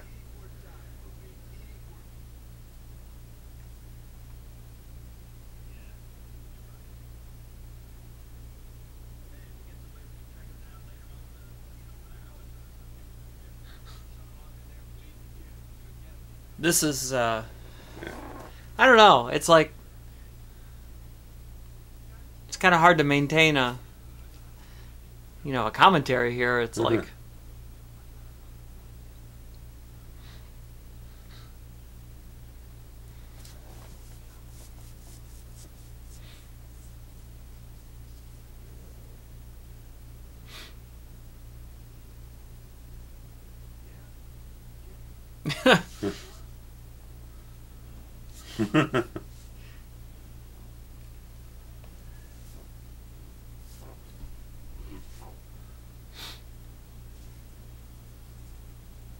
Like, you can see the light coming down through the...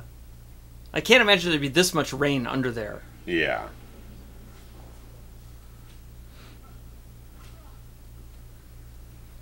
I just don't buy it.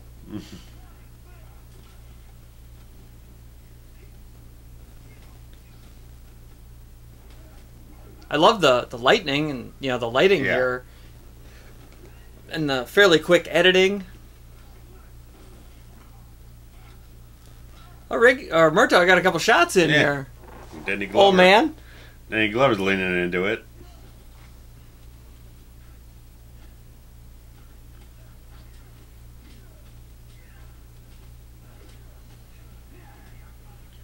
Yeah. Yeah, I wonder if Riggs was doing any of his own bumping here. Because it's looked like him the whole time, but Yeah. I can't imagine some of those flips and such. Oh, there's a shoulder. There it goes. Oh, belly shot. Ugh.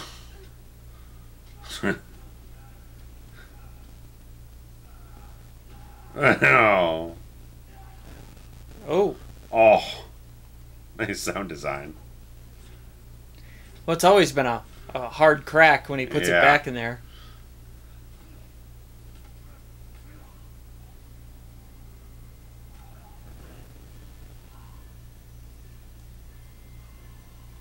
Like this part, in the eye. Hello. This part I never didn't bother me. Okay. But we're coming up on some of the most ridiculous shit of all time. Yeah, after he gets stabbed with the rebar and still comes back. It's a little Jason Voorhees.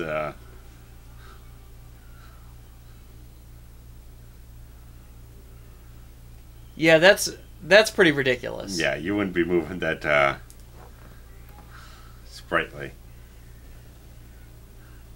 The rebar going through your stomach and your kidneys. Right. Your belly. I don't know. He's got him picked up by the rebar, by the middle.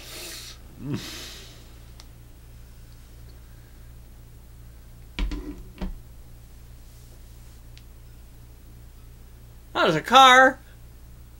Is that from this sequence, or is that just somebody else's car down there? I don't remember I don't a car remember going... a car splashing down.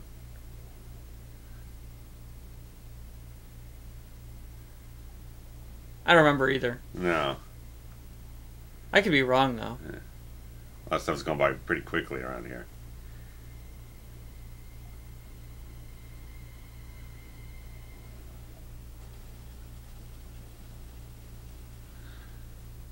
That's pretty stupid. Yeah.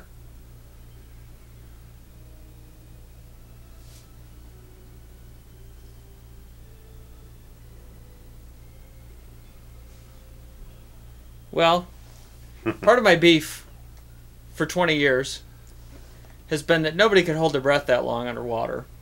With that much physicality going on. Right. So, while we were sitting here, I timed it. It was 52 seconds he was underwater. Which... Wait. Now, resume. I'm restarting. Maybe this is the part that I was thinking of.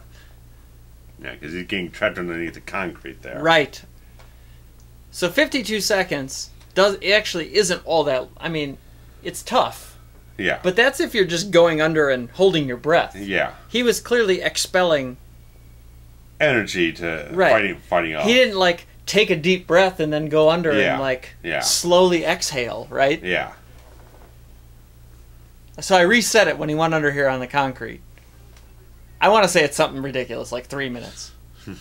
I could be wrong.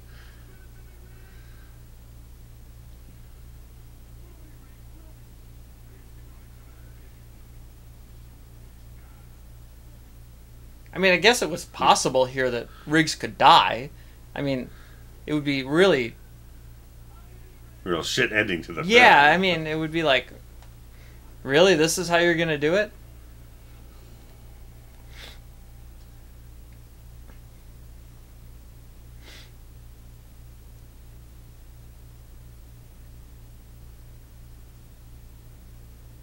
See, there's air coming out of his mouth. He's got his mouth open. He's straining to pull the concrete off of him.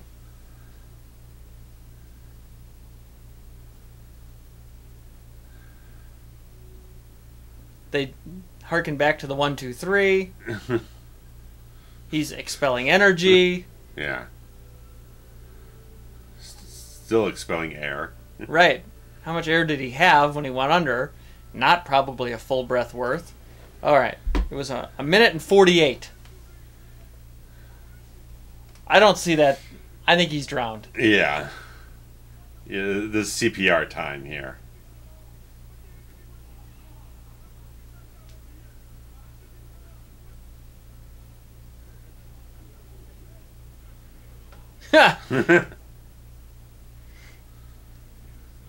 And really, the concrete just collapsed? Yeah. Really? I don't know. I just don't buy it. I do like this, though.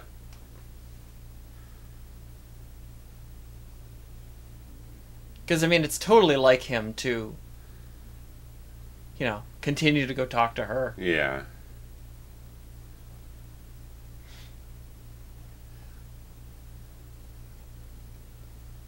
He's so good. Gibson is so good. I mean, even in the last Expendables movie, which was just awful, he is fantastic in the movie as the bad guy. The rest movie is poorly directed. It's got bad story, bad action, bad supporting characters. He's excellent. He's a great bad guy in that movie. I thought all three of them were fun. The second one was probably the most fun for me because I love Van Damme. I think they got the humor just about right for what you kind of want as a nostalgia picture, whatnot. Third one, I just felt like it was just mainly badly directed and didn't have a good story. Aside from what Mel brought to the film. I always liked this part too. It allows Pesci to do something different with the character. Yeah, I mean, it's a moment of vulnerability. Yeah. It's a rare instance to just develop a character for him in this franchise.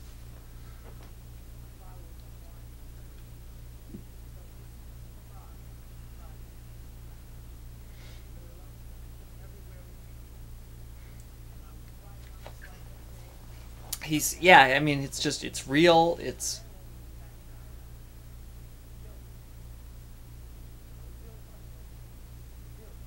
I mean, he killed his best friend.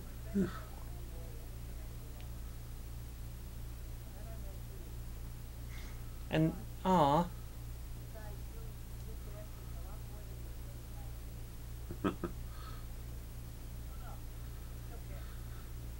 I feel like this is a great ending to this. It really puts a cork in their whole everything. Yeah.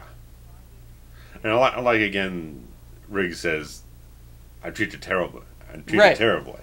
Right. But he doesn't see it that way. Yeah.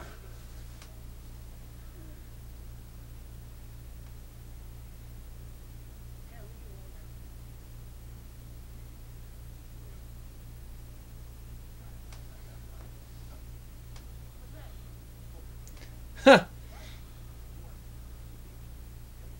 It's time. He's just so wonderful.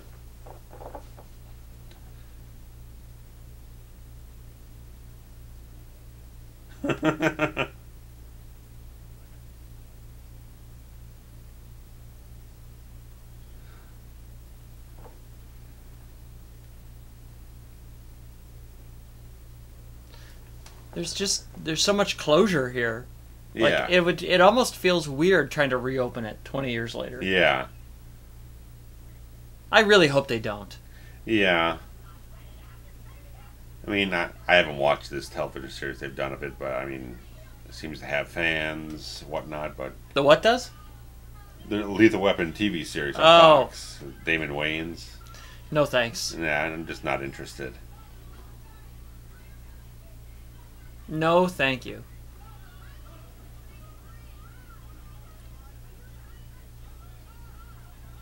Look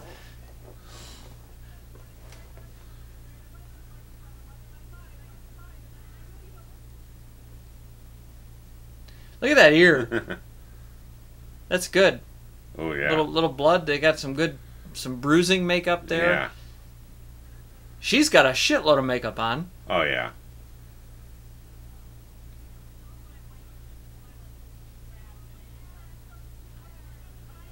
Have a nice baby is a good line. Look at that makeup. That's great makeup. That's bad makeup. Yeah, it's too thick. Well, as you may know, I feel like all makeup is Yeah. bad makeup. I like zero makeup. If you're a woman and you're listening to this and you want to be with me, don't wear makeup.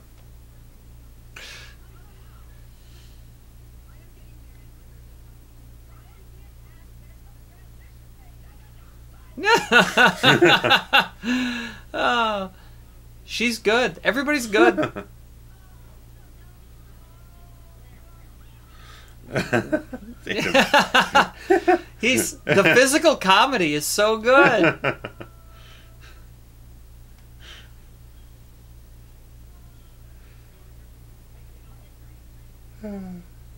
He's a rabbi. Yeah. They don't have a marriage license. They're not Jewish. They got no license. He's got to do a Catholic wedding or something. Right.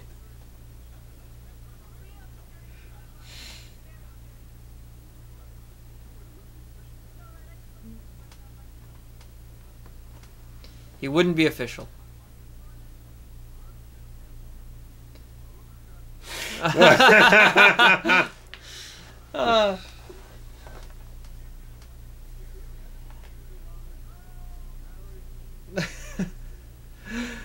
Oh, hurry up.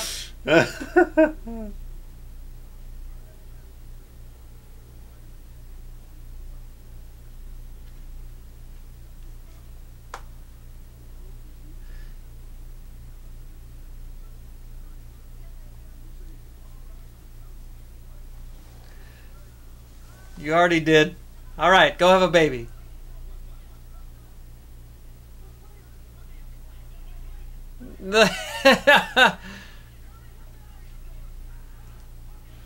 Oh, this guy's the from Clue. He's the cop that gets Yeah. hit over the head with the lead pipe. Yeah.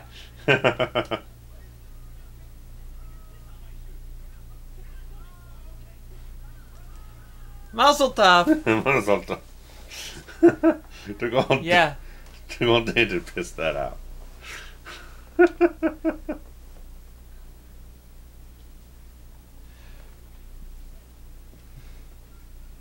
It's kind of strange. I don't think Richard Donner's ever done like an out-and-out comedy. I think the most he's done is just like action comedy stuff. I feel like he could, though. Oh yeah, that's why I'm saying that, because he knows how to grab that from the. I mean, when he's got the actors with the right chemistry, he can just nail it.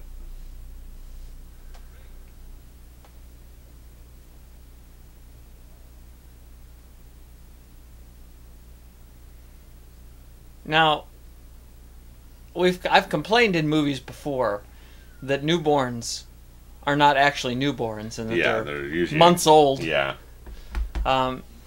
These ones actually look pretty new. Yeah. I don't know if it's like he might not be hours old, but Yeah. he might be, a week or two. Yeah. Butters. Butters, baby.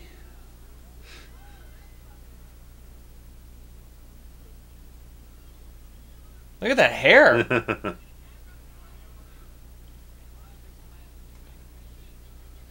Plastics.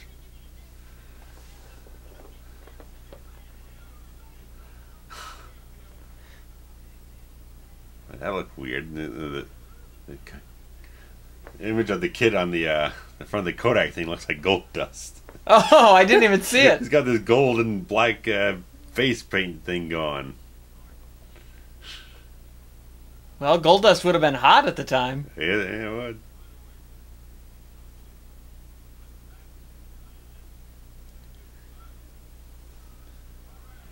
Yeah, it's too bad Daddy Hong is already dead. Yeah, too late. And Uncle Hong is dead. Yeah. It's all off the ping now. Oh, Ping Hong? Ping Hong. Ping Hong PI. Ping Hong, yeah, that's... Ping Hong is a great name. He's got to be in the shot. Come on. He's wearing the badge.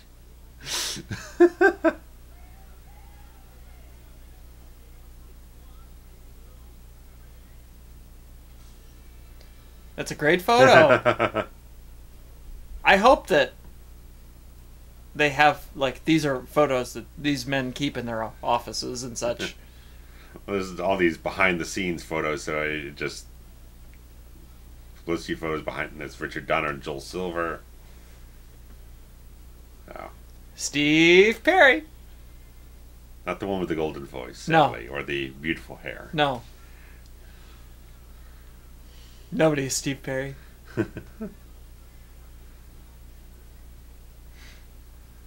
This is a fun way to kind of show off the crew, right? Who never get any love. Yeah. Michael Kamen, Eric Clapton, Sanborn. Yeah, probably. Yeah. I mean, it's a cool way to give Yeah. credits.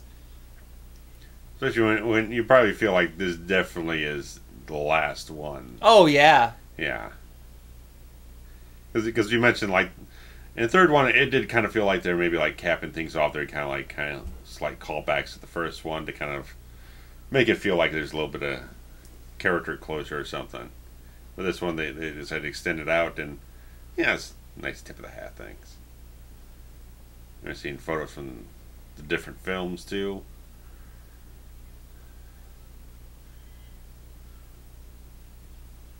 Yeah, I mean, Eddie Ko, I bet that's Ping Hong.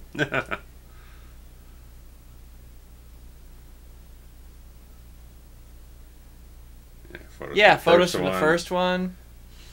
The third one. Yeah. That ridiculous blow up there.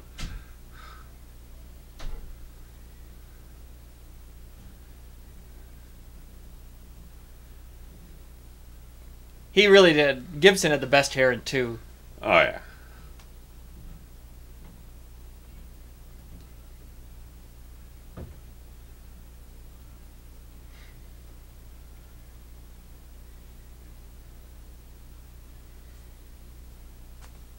Do you think the first one's still the top of the heap? I don't know. I mean, maybe. I've always liked 2 the best, I think. Yeah. I think 2's always been my fave. I mean, 1 is so good. And a definite... Detective Oh, Shawn Michaels! Shawn Michaels played a detective. How excellent. Yeah. You know, and the other ones have always just been, you know, 3 and... Extra treats. Right. 3 is great. 4 is fun. Yeah. Now, obviously, it's the worst one, but it's... By a margin. Right. I mean, when you say worse, that makes you think bad, but I don't dislike it. I think it's a lot of fun. Yeah. But, you know, if I was like, let's put one on, I would probably pick 2. Yeah. And then 1, and then 3, and then 4. I think so. Just for me. Yeah. Because 1 could be a little bit heavy because of the suicidal rig stuff. Yeah, I mean... 2 starts off a little bit more light. So you can ease into it better and maybe kind of go back and revisit things in the first one. I think I like the story in 2 with the Krugerrands and the diplomatic immunity and the... And it's got bigger set pieces too. Right, the house on stilts. Yeah. And... Yeah. I mean, for as good as the first one is, it doesn't have as like a really big action sequence. Right, and it's got a couple chases, a couple minor shootouts, but nothing big.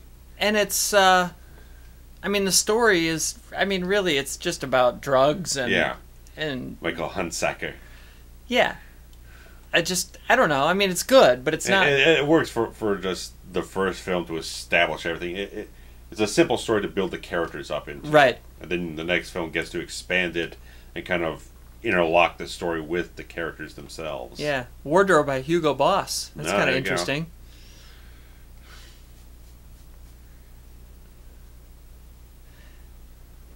Yeah, and I think the second one is so much more.